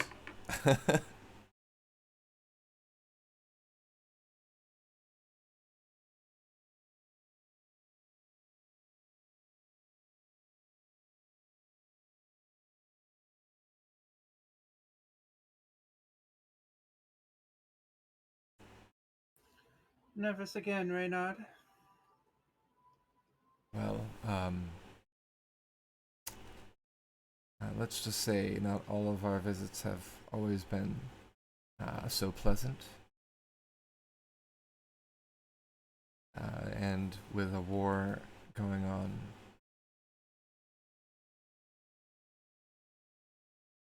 let's just say everyone's on edge.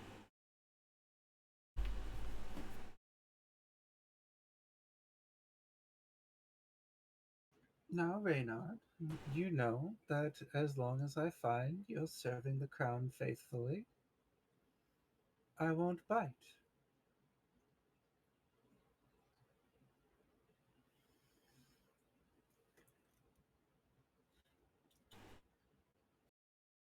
I got chills when you said I won't bite. I do not drink blood. um.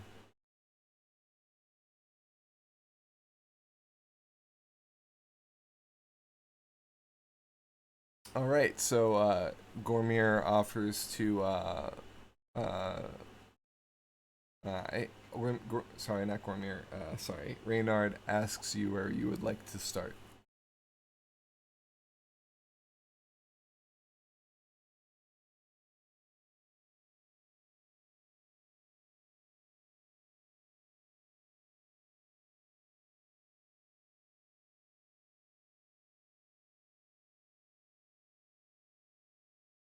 Hmm. Well, since I didn't arrive with the usual thoroughfare, today we'll leave the tithes for last.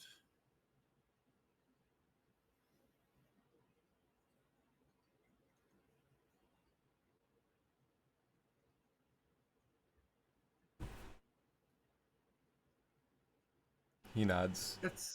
At some point, I will want to ask, more or less the same questions I've asked you of the scouts you sent. Mayhap they'll remember something that they forgot to tell you. For now,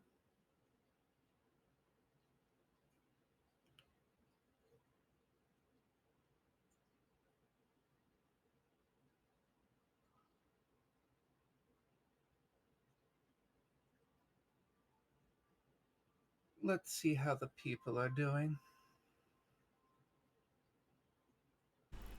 All right, and he gestures for you to do what you will. He beckons Ire from the treetop, and Ire comes down and he asks her to go get Eliath, who's the other member of the scouting party.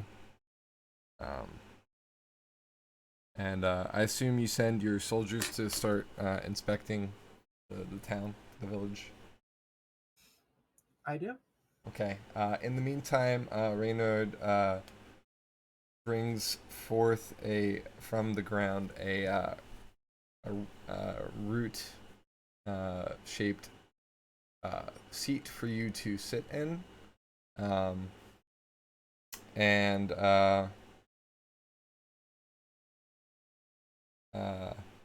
asks if he can provide you with anything.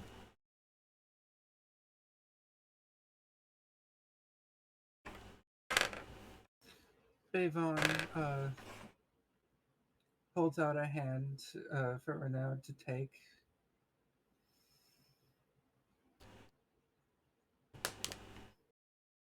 He takes it. She uses it to steady herself as she sits down on the root. Okay. I am somewhat parched from the flight.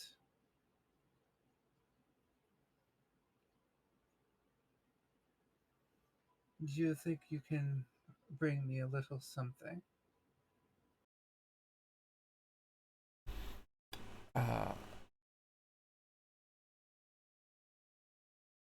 What creature do you desire?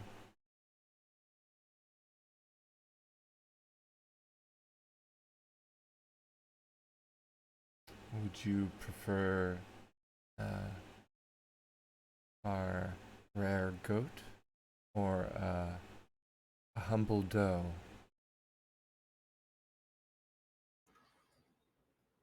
A doe is rather tempting, but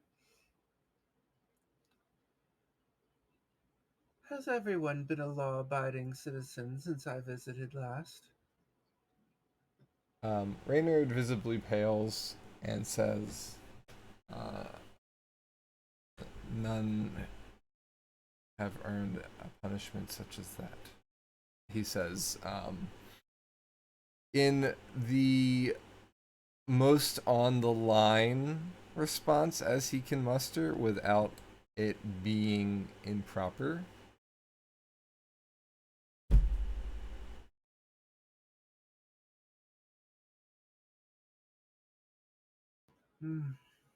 A pity. But all the better for Aurora then. Bring me a dough, please. He nods and gestures, and 5 minutes later, pale albino dough is let out. The dough is mainly white with some brown speckles to it. And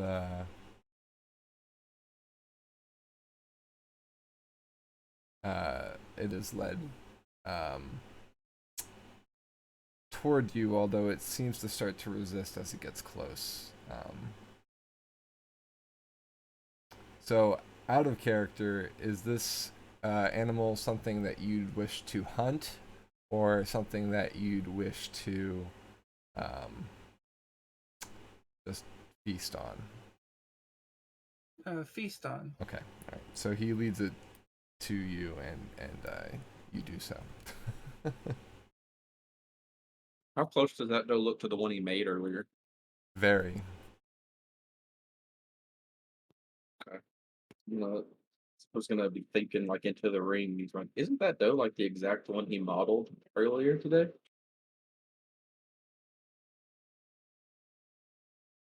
It does seem familiar. So maybe all the things that are hanging up here are just sacrifices he's had to give to the vampires, which would mean dragons are on that list. You think the vampires eat dragons? One way or another, something happened to him, and he's documented it here.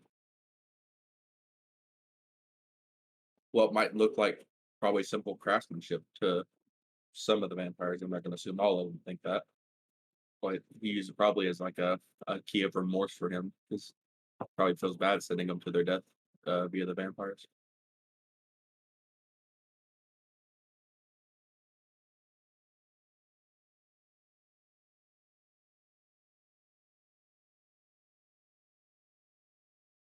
As you guys are talking, you see vampires approaching the tree you're in and begin walking up the steps and past where you are. I'm going to need you guys to make stealth checks. Even Roger, who's just outstanding on the steps Roger, right nah, now. you've already made yours, and also you're out. You're standing out. Yeah, it would be kind of suspicious for you to be. I mean, you could try and hide if you'd like. Nah. At this point, I'm being more stealthy by not attempting to hide. Right. Yeah. Fair.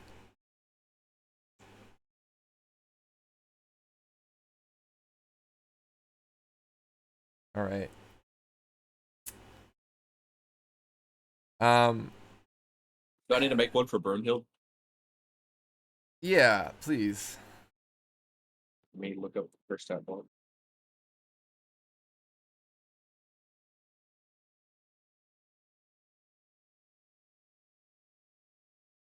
Okay.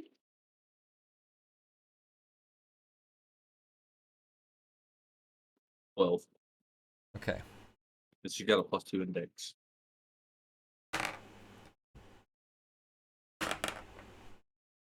All right, Roger. 2 vampires of the 6 that are looking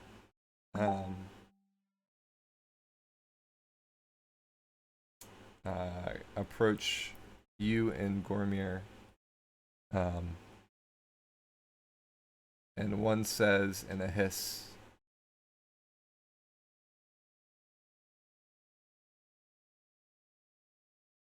"Names."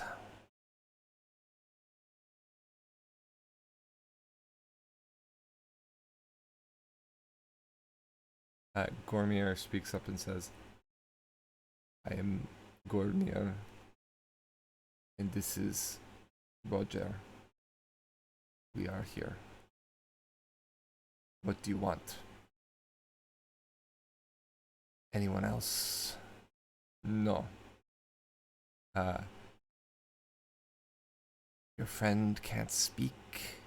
And he turns and he looks at Roger.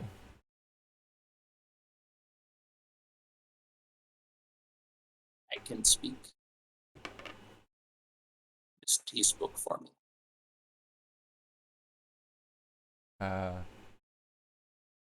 He motions the other guy, the other vampire, to continue on. Just their presence alone, you can feel in the pit of your stomach an unconscious fear of them being near you. You've encountered other creatures that have given you a frightened state in the past. It just feels like you're having to fight that fear effect just by being within their presence. I'm not going to make you make a save at this point, but because they don't have it on, but it's, even though it's not on, you know what I mean. It's still kind of persistent. You can only imagine what Reynard is going through right now with the Baroness.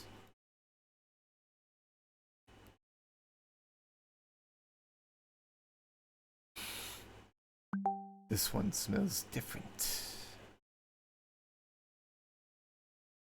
Yes. I smell like barbarian. No, this one. He gestures at Roger.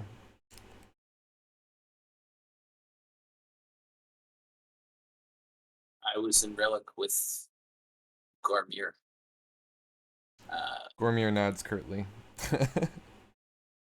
Very, very filthy there. Had some close calls with Goliaths. Maybe that is what you were smelling? Any trophies?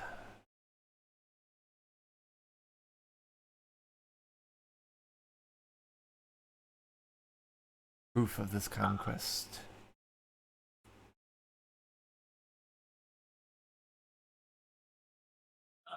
Only empty quivers and disappointment. The other vampire is inspecting the area,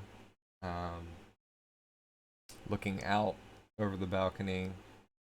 He steps over the rugged area that you're hiding under and stops.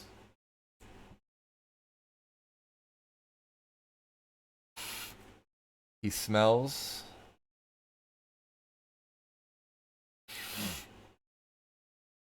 And he turns around and he walks back to the entrance. Shakes his head. And the two vampires leave.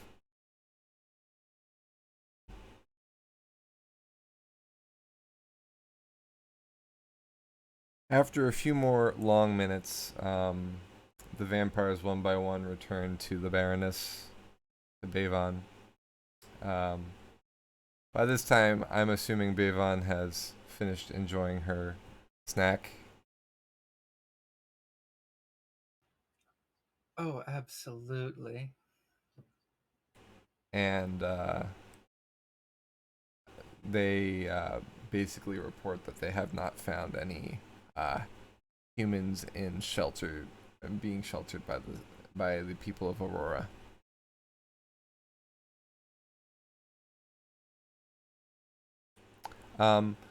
Several members of the party, while you have watched this going on, you've seen that the soldiers have not been careful.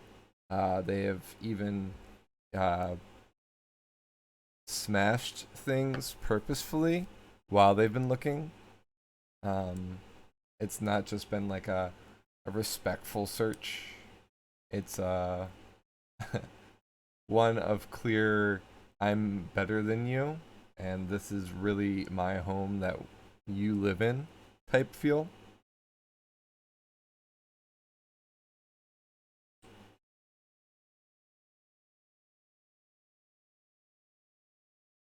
can probably get an understanding of why Ire is so keen in returning to the Feywilds instead of being in the domain of the vampires.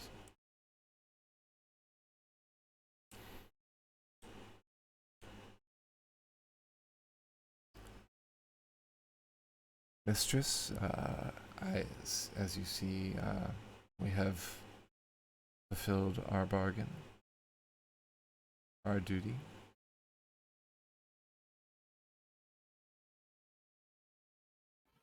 You have. And I am dreadfully proud.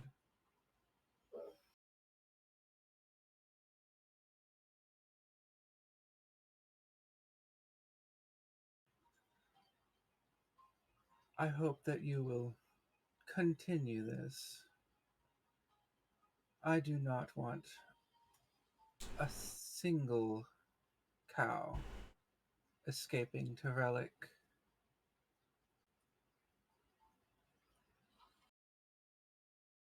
Of course. When shall we next await your appearance, mistress?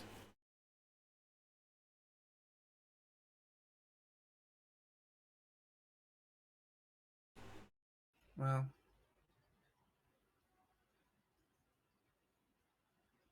we'll see if your scout's report changes anything, but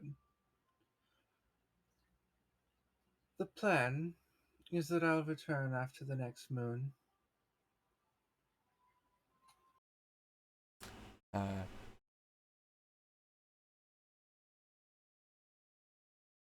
He bows.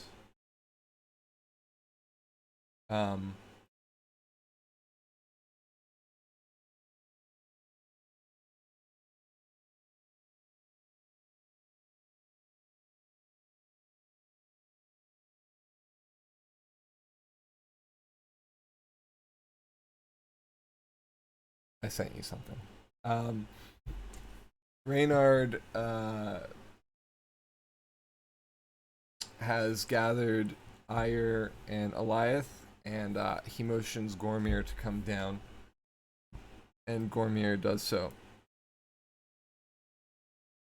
So he says these are the 3 scouts that came back from Relic and reported in their findings.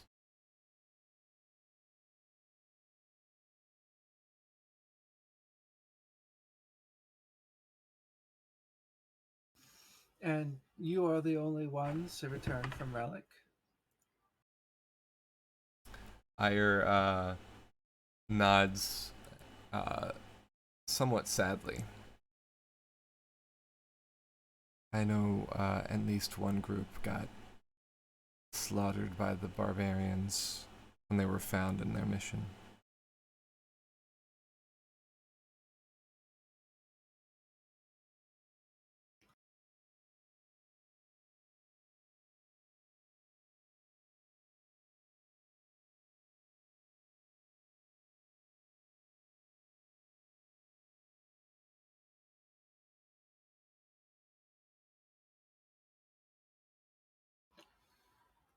And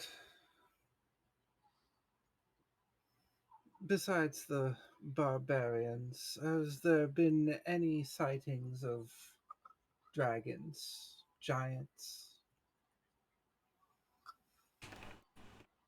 anything else of particular note up north? There were many large creatures in the forests into the north.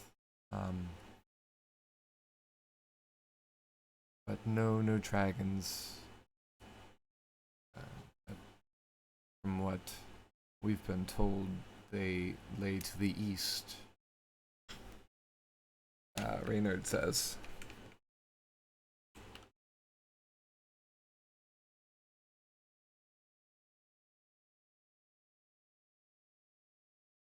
I kind of went back and forth between Ire and Reynard there. So she said no, she didn't encounter any creatures except for the large ones, and then Reynard chimes in that the dragons are to the east. And Reynard, you know this for certain? Yes.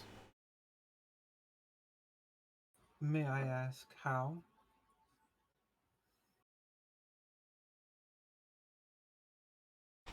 Uh, well, uh, I was around last time the wall was gone. I remember.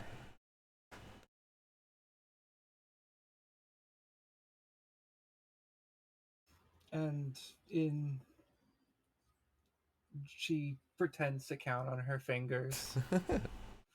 3,000 years, you don't think that things have changed? You don't think that the dragons may have migrated or expanded their territory? That's fair.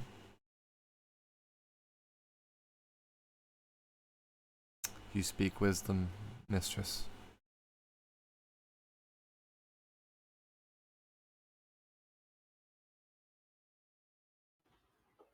To make myself clear from earlier,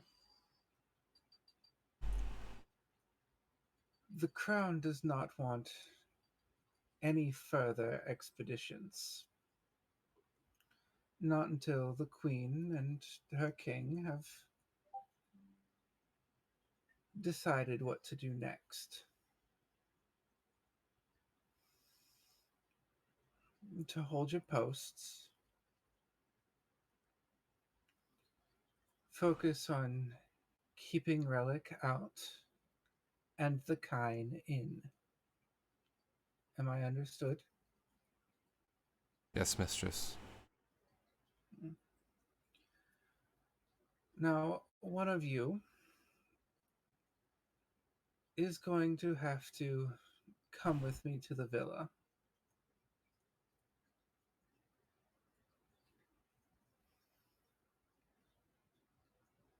Yeah, all goes well. You'll be back home in Aurora before you know it.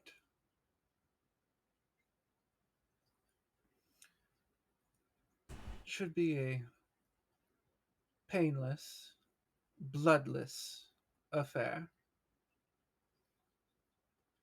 May I ask what you wish them for?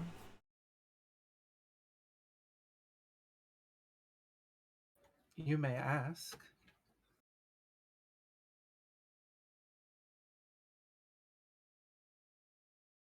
Uh, with that challenged question, he rephrases and says, would it not be better to have our scouts here in case of an incursion?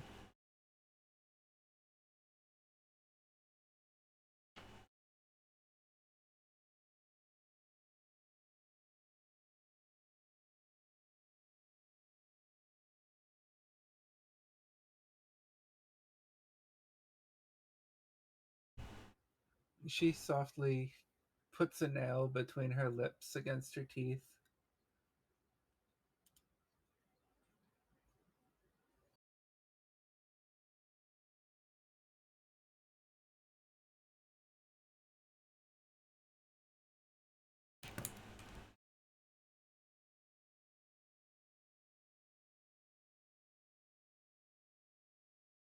Uh, he looks to the three, and uh, he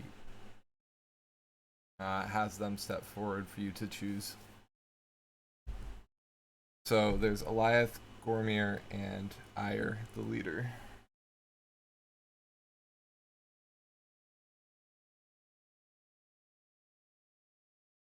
Did you get my message back?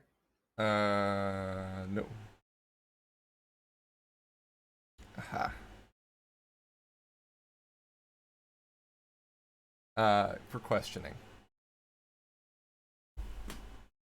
Further questioning of information that they have.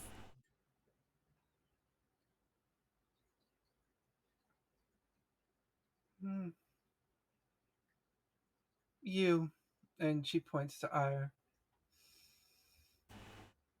You have the air of leadership about you.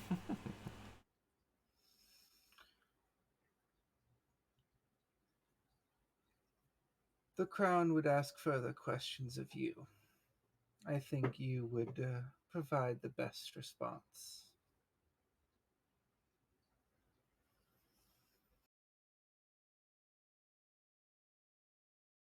Ire steps forward,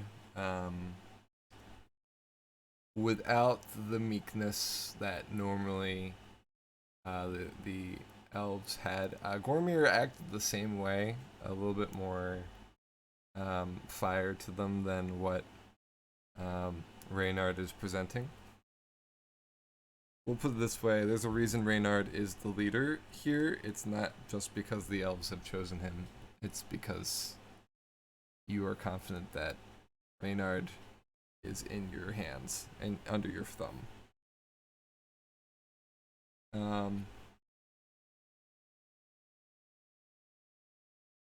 You also have received your tithe, and that is with the two servants that were not searching for cattle, as you call them.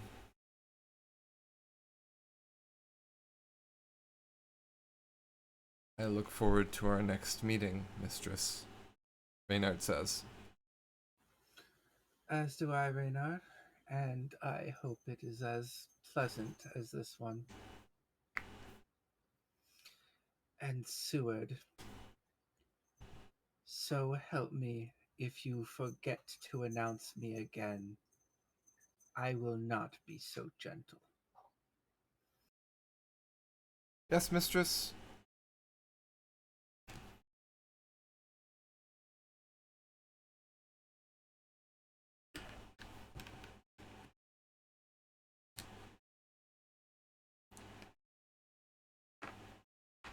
And with that, the mist begins to swirl around the vampires. Do you have any parting words as you leave?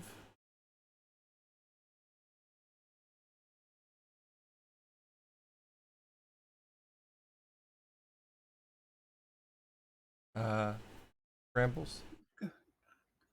Goodbye, Reynard. Remember, I'll be back after the next moon. And I'll have eyes on Aurora,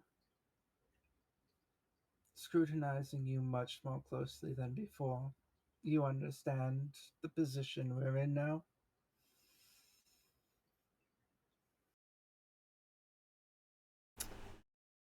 Do. And with that, she leaves. The mists swirl around the vampires and Ire, and they all turn into a flight of bats and disappear. It seems that vampires can also turn a victim into a bat swarm and bring them along with them.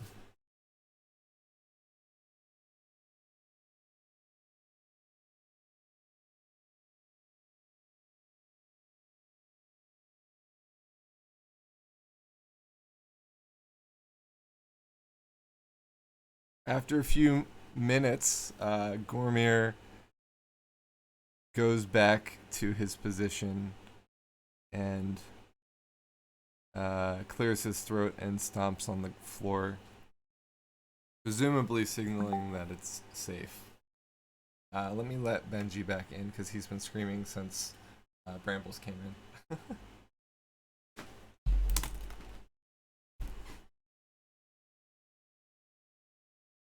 I'm sorry, Benji.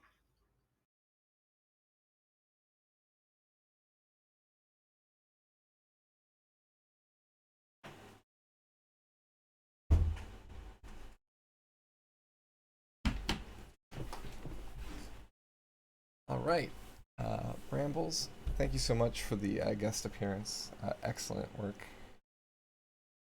Thank you so much for having me on. I Thank hope everyone you! else had as much fun, if not more, than I did. It's indeed interesting. Yeah, thank you so much for joining us. You were definitely very chilling, Baroness. Liking these vampires, I'm telling you. It was very cool. Yeah, it was cool. I had a good time. I'm just sad you didn't get to meet Zippo. Uh, That would have been fun. it would have been fun. It really would. But I will be around in chat. All right. Bye, everybody. Thanks, Brambles. Take Good care. night. Good night.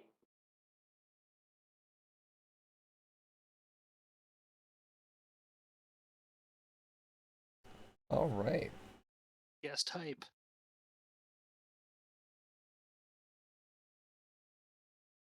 All right. So, what do you guys do next?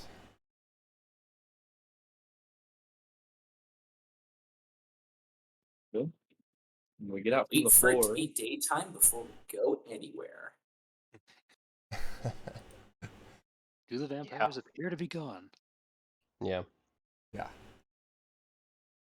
Dragon time! Well, we'll go tomorrow when it's safe. Can you hold us up for the night?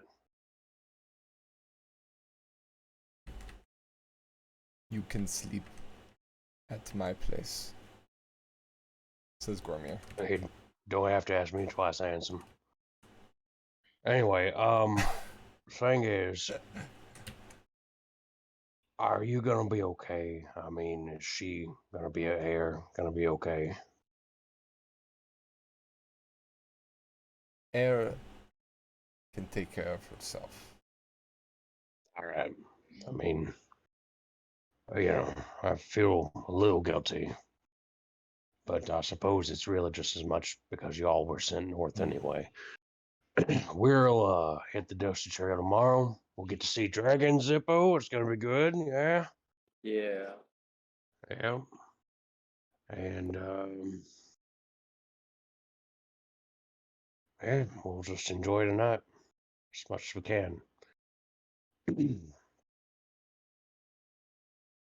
Any tips for surviving a night in a vampire infested land? Garlic sausage. Garlic sausage. Sausage, alright. Alright. Do you have some of those prepared, Yarvik? Unfortunately, no. I'm fresh out. We're gonna have to stock up. Uh, I'm sure there are all kinds of interesting sausages down here with the elves. Who knows what they're eating? if there's one thing I know about elves, it's they are premier sausage makers. See, this is my new quest.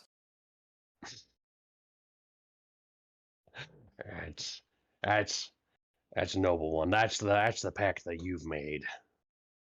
Finding sausage. Vast land. I do wonder, as a side note, how we're going to find a way to make peace with the vampires because they seem intense. I mean, there's a side note. I don't think there's a kosher way to make peace with them. It's kind of my gut feeling. I mean, seems like the exchange is subjugation and food supplies. And since I'm extra tasty to them, I'm not exactly keen on that idea. But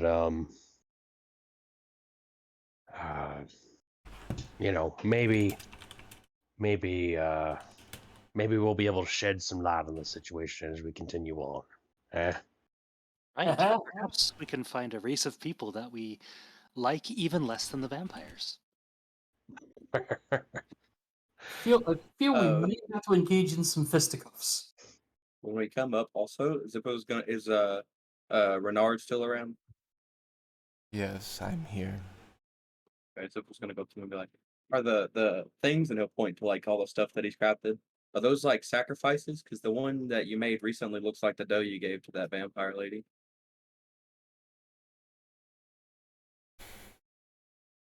Something like that.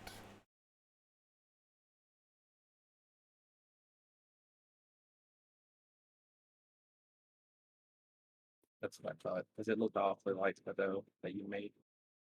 It looks exactly like the dough now that you're looking at it. In fact, the pearl even like kind of reminds you of the albino nature of the dough. All of these are so beautiful. It seems like such a waste.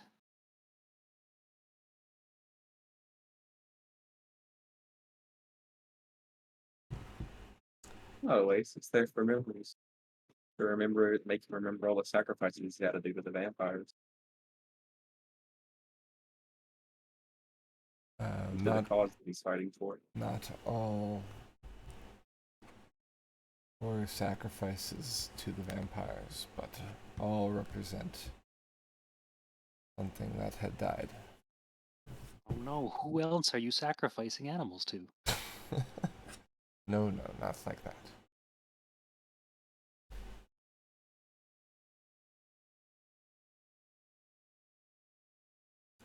I'll just say this, you live a long time, you see a lot of death.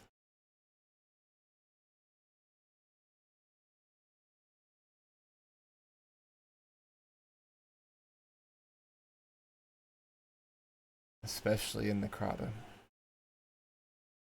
He seems fairly drained from the experience. He's more bitter, more sad, and it's almost like it had a negative effect on him as a whole. Like, he's not as authoritative. It seems like taking on that role is exhausting in itself to him. It's obvious that he has no joy in doing it.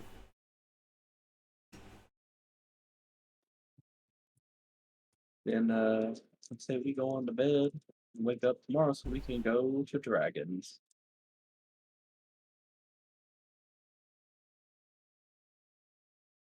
All right. Anybody else doing anything? Roger, Yarvik, Belzian, Ulrich. I'm good. All right. I'm okay for now. All right. You guys go to sleep at Gormier's tree home. It's on it's on floor level, but his home, instead of goes up, is buried amongst the roots, so it goes down into the ground.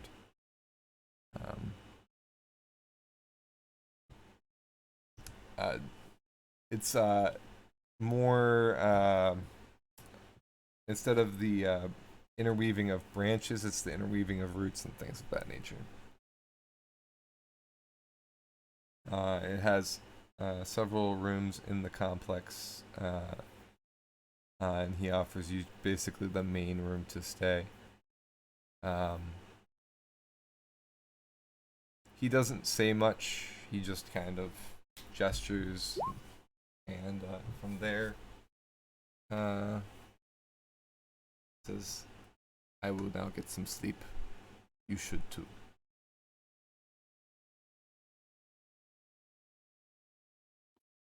Zippo will curl up next to Brunhild and go to sleep.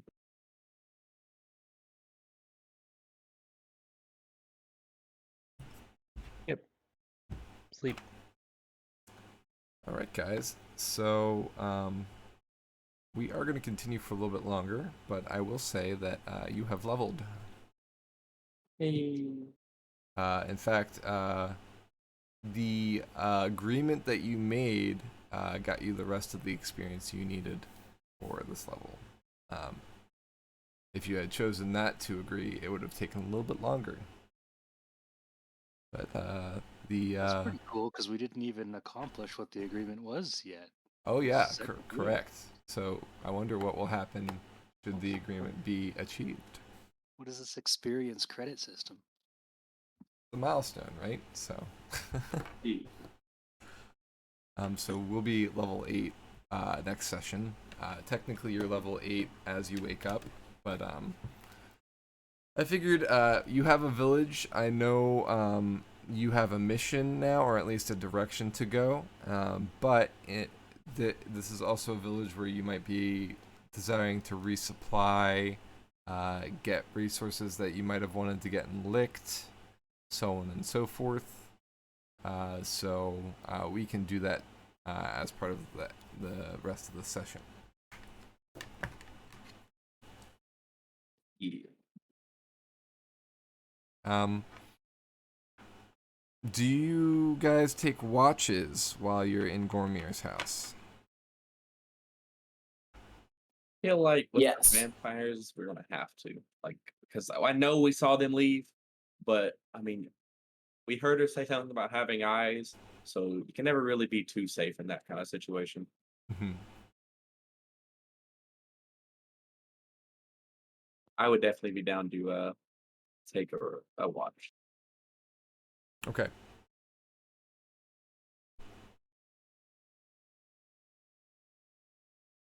So are we doing our? So we have 5 people now. Who's doing watches? When? How many watches are we doing? I guess Gormir makes 6 at the moment. Probably should have an elf being awake, or elf or half elf being awake for each of the watches. Okay, fair. I like this.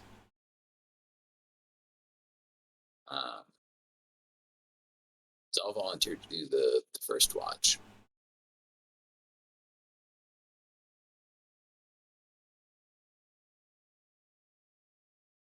So we've got.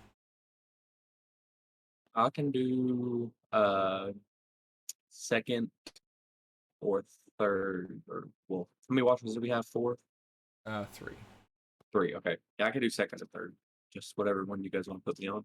I say probably third or second would be best for Zubo, so I'm gonna vote for second. But if you guys feel like second will work better for you, then by all means take it. Yarvik will do third. Just get up early. Okay. Gormir will take third with Yarvik, and that means that Belzian, you're on second with Zippo. Does that work? Sure. All right. I like how we're all like, we'll do watch whenever. It's a good system.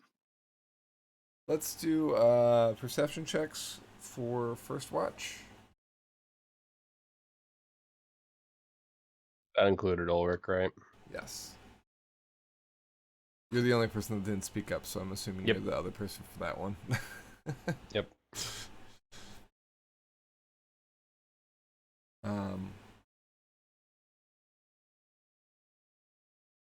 Being that you're inside in a cave, you both watch the entrance for any alerts or anything, and you listen for anything out of the ordinary, or for that familiar whistle that happened last time the vampire showed up.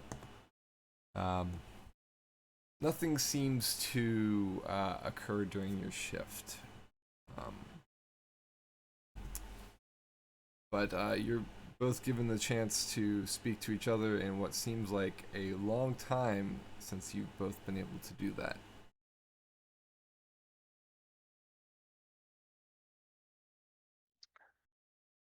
While. Yeah. It's been a while. Yeah. Yeah.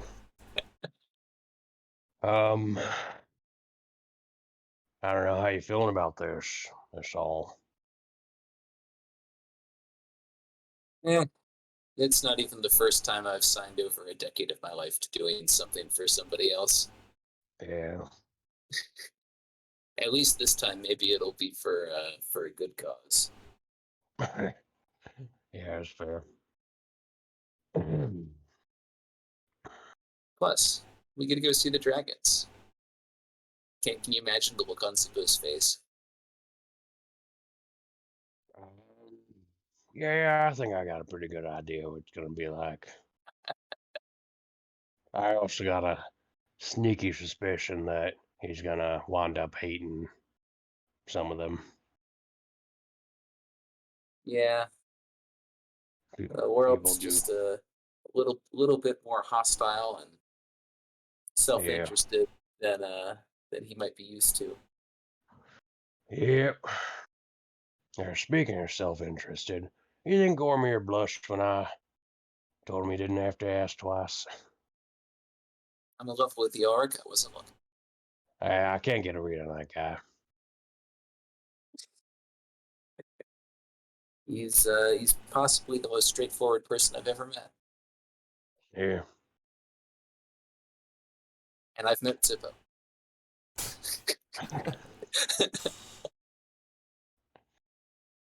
That is fair. You should show him your axe.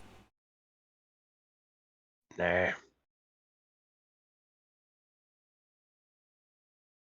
Wait, but tomorrow, if I get the chance, I'm gonna see if I can get myself some armor. Had to ditch mine back at the place.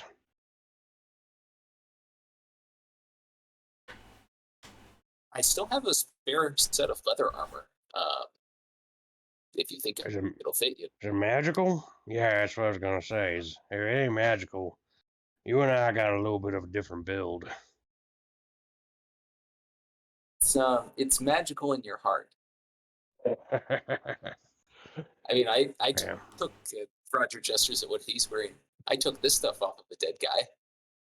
Yeah, I mean, it might fit, but I'll see what we can get tomorrow before we leave.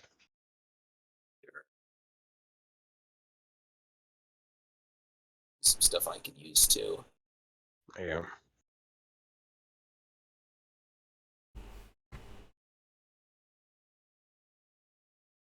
It's good to have you back, buddy. Yeah, it's good to be back.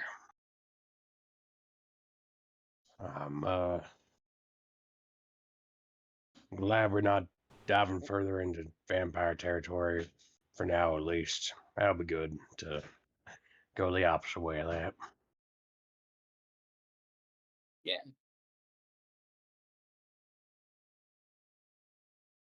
All right, we should probably wake the others. It's getting late.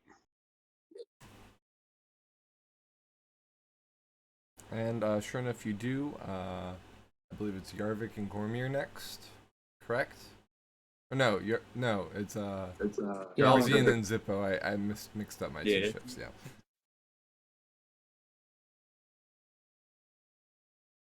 Is all time.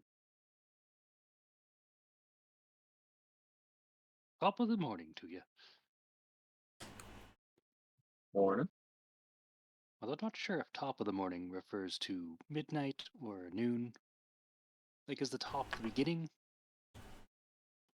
I would assume it means the beginning, yeah. It seems that we are also at a new beginning. A new adventure, if it Yeah. were. Yeah, I'm ready to go see dragons. And Belzian, could you do a perception as well? But why is it always the dragons with you? They're like your gods. They're a god to my people. Wouldn't you, if they said you had a chance to meet what you believed as a god, wouldn't you want to try to meet them? I'm not sure if the gods are meant to be met, other than in our prayers. Yeah, but but I mean, if you had the chance, you're telling me if right now someone walked in and said, "Hey, whatever god you believe in is outside, and you can go meet them," you wouldn't like want to go meet them? Because even if you only got to see them for a second, you would, by all means, be the only person of your religion that met them. And I know Well, for not sure as there are real no as you. kobolds coming from where I used to live over to where the dragons are. Oh, we don't know that yet. Oh, I know for sure. How do you There's no know way for sure? There's no way they'd made this trek in this little amount of time. At the very least, I'll be the first. Well, there is some fun in that. Always Perhaps got they to read be a book first. about you. And if we find a rock somewhere that's noticeable, I'm writing Zippo was here first. on it. You can And borrow draconic. my magical quill. But yeah, that's the biggest thing, That's been my goal since I set out on a journey was to meet dragons. The first dragon I ever met was the one in my ring, but that one didn't go out too well. So hopefully these dragons go better. Yeah, that one was kind of a bummer. Hopefully Yeah, these new dragons treat you a bit better. yeah, me too, me too. And if I befriend the dragons, maybe one day I can become a dragon. We still don't know that that's rolled out yet. We won't know till we get to the dragons, which is a big thing I want to ask for them. I look forward to your future transformations. Yeah, me too, me too. And then I also want to meet an undead dragon, which is when we'll come back this way eventually. And then that time I'll also get to meet the vampires, but I'll get to meet them face to face and not hiding like I was now. Because then I'll have dragons. Kind of And grateful that then we hid from these ones. They didn't seem super nice. yeah, no, they were really mean. I didn't like any of these ones. So maybe we'll meet the nice vampires. There's got to be at least one nice vampire. Certainly, one bad apple won't spoil the bunch, right? Exact. And that mating your place is another goal of mine. So hopefully we can go there. Because I'd like to know what this treasure was. Knowing my luck, it'll be something I can't use, or be something related to the old master that I served. But hey, never know till you get there. And hey, maybe the journey and the real treasure is the friends you made along the way. That's a ripoff. Rip off of what? I'm You can pretty make sure friends. You that can was make original. friends everywhere. You don't have to travel to make friends. If I go through this whole journey to go there, and I see a note that says what you just said, I'm leaving. I'm going home. Not even. Oh, I'm not even going back. I'm going back to the dragons. okay. Mark my words. So, but in all Okay. seriousness, I definitely believe that. I definitely really want to meet the dragons. That's a big thing for me. Well, I'm And excited for you. maybe I can get the dragons together and Atlan and the air genie, and we can have like this awesome, like unbeatable group. And we could just go around and make sure we destroy all the magics ever made, ever. You really didn't like that store, did you? I really wanted that bear. I'm going there first. I'm getting that bear with a discount this time because I'm gonna have dragons. Despite your smaller stature, you have very large ambitions. Go big or go home.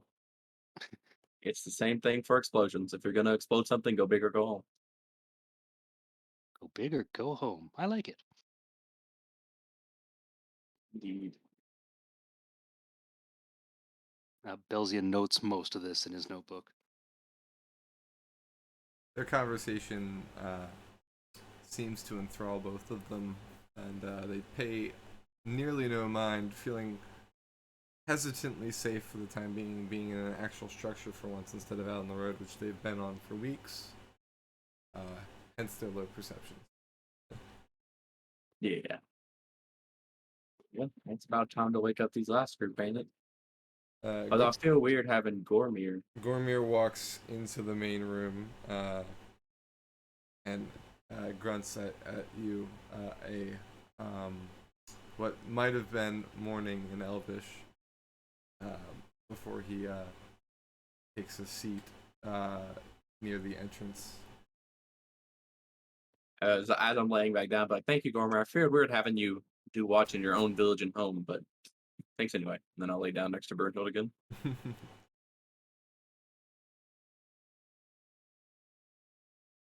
Have a seat, Halflik.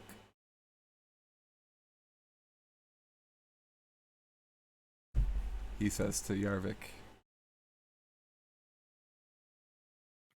Just looking at my character sheet, I'm just doing my leveling. Quite the adventure we've had the past couple of weeks. My thoughts exactly. I will be once we get up and moving in the morning. I'll be looking for somebody to help me identify some of the properties that this new bow that I have has. Is there somebody in Aurora that could help me identify magical properties? Depending on the power of the bow, we could potentially help. Okay. I just curious. It was a gift from our friend Jordan, and I want to make sure I'm using it to its full potential.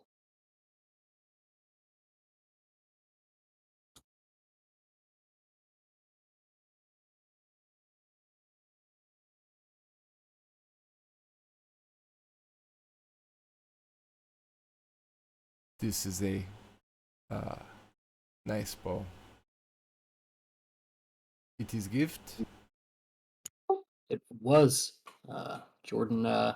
Jordan nailed my type. I'm always interested in a better bow, better piece of equipment. So it's a fine gift, and I'm looking forward to finding out what it can do in combat. I notice your friend left us no gift. I just I wouldn't take offense. I just don't think he had the history. I think that Jordan probably had these under his cap for a while and was looking for the right time to give them to us. And his hand was kind of forced here.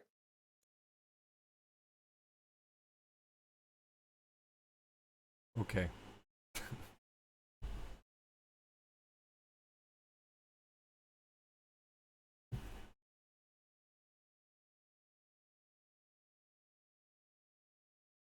Need a perception check, right? Mm-hmm.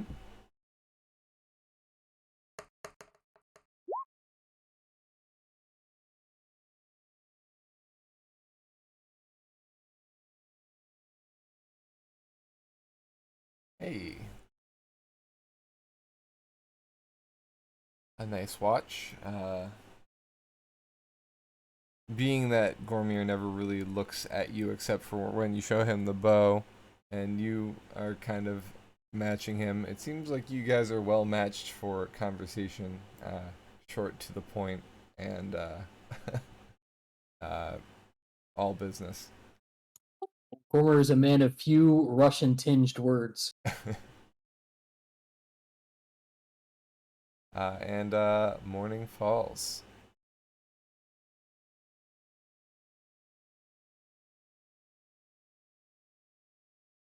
Good morning, everyone.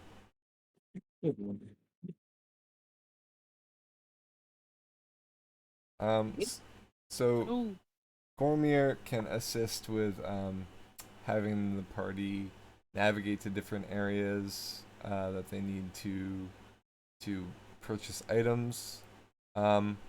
They do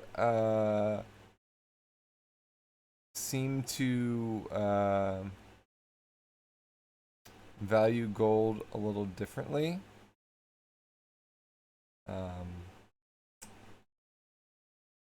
They're not interested in silver or whatnot. In fact, gold and platinum are the only ones that they deal in. But gems and glass are the other two. So instead of copper, it's glass, and then it's gold, platinum, and gem. Just at some points, Ulrich would inquire on, like, are they going to be in trouble for having Seregen coins? Oh yes. Which is why they're more looking for gem for payment, if you have them. Noted.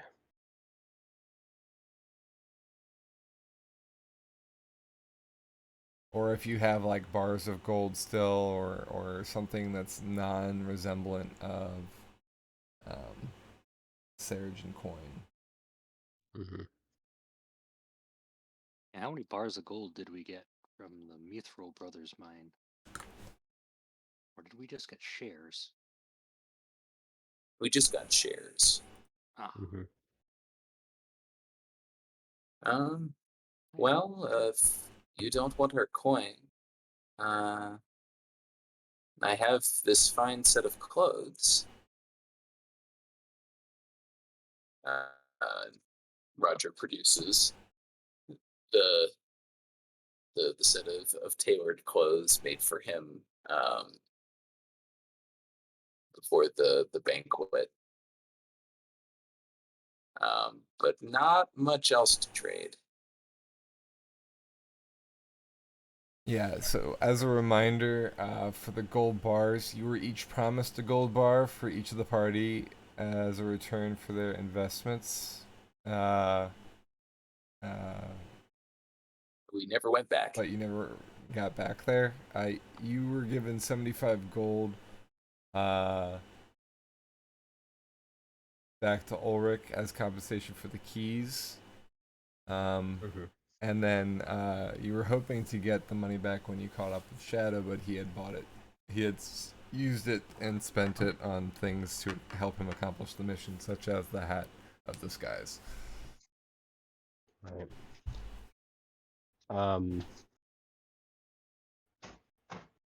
Yeah, I do have some iron ingots.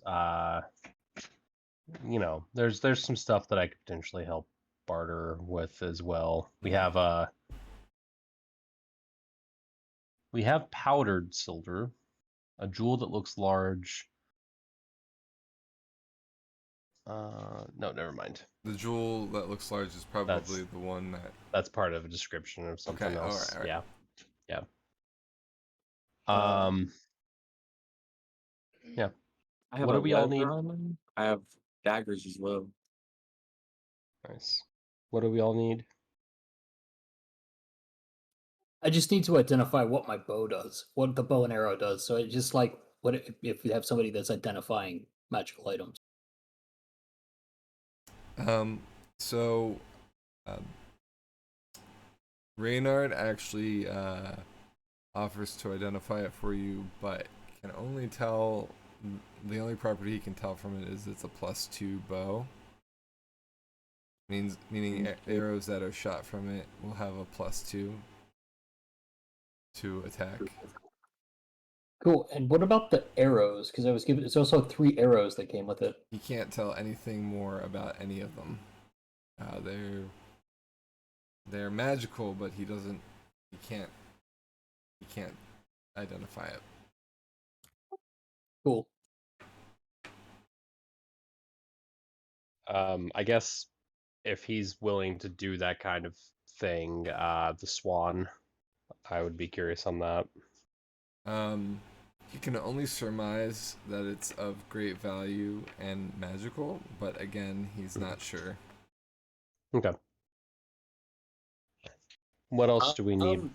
He warns that he gets the sense that it is connected with something to do with the undead, and that The swan? What? The swan is connected to the undead? Yes, in some way. He gets he gets a sense of necromancy magic in it. And he says, this is an item that you would not want to fall into vampire hands. Okay. I don't know what it does, but there seems to be some connection. And how you spell his name again? Reynard? Mhm. One moment. So Reynard's full name is Reynard Mayas. RAYNARDMAAS. Okay, thank you.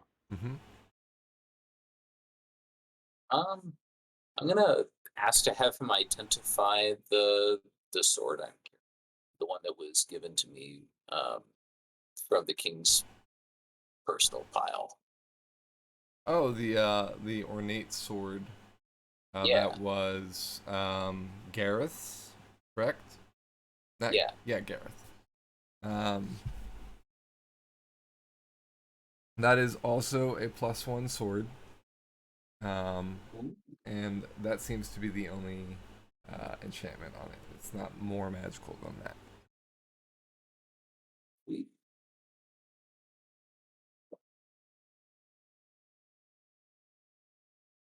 It'll be a +1 to attack and damage because it's masterwork. Although I know that's not really how 5th edition works. Masterwork isn't really a thing anymore, right?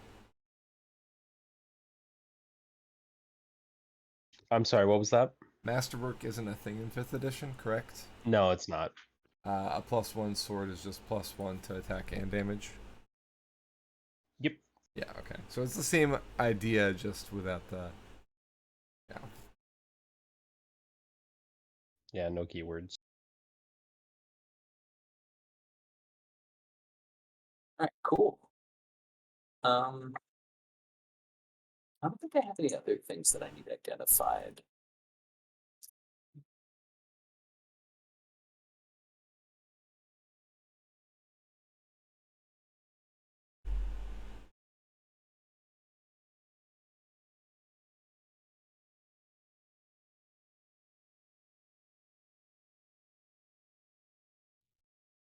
Do we need anything else while we're in town?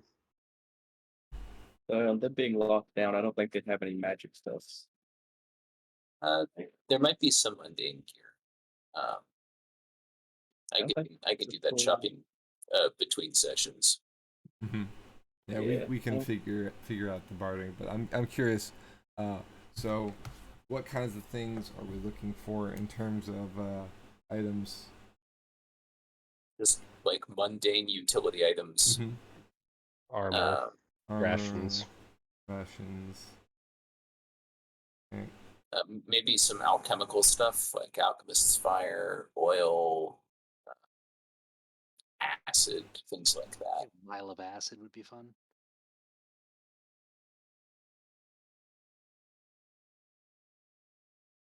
Okay. And maybe restock any ropes we're missing. Oh yeah, I don't have any rope anymore. Well, you don't, but Don't forget the rope. Yeah, something terrible happened to all of my rope. I mean, you could also Oh wait, tie no, a rope I do have rope. to I do that have rope. to those immovable rods, so that the rest of the party can like utilize those as a pulley system, right? Something like that.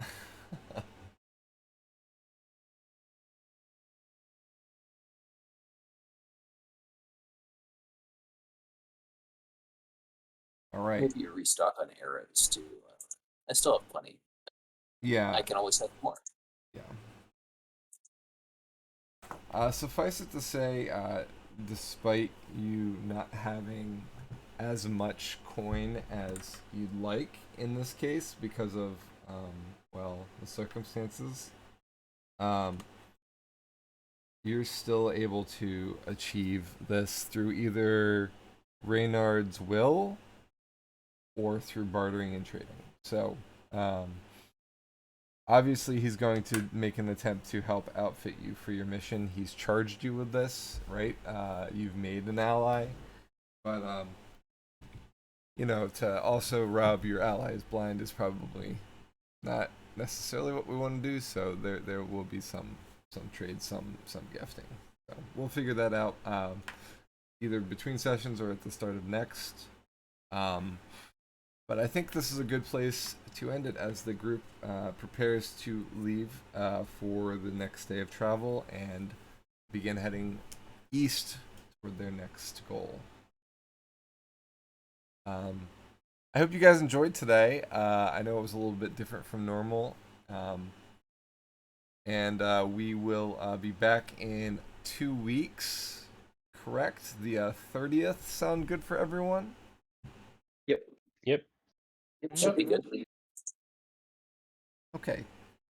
So we'll be back here August 30th, 7-ish. Usually we start by 7:15, 7:20 Eastern Standard Time. And thank you all out there for joining us, and a special thanks for Queen of Brambles for being here to guest star as our vampire antagonist for the session. Yep. Thank you so much, everyone. Have a great night. Good Good night. night. Thanks for playing. Good night. Night, folks.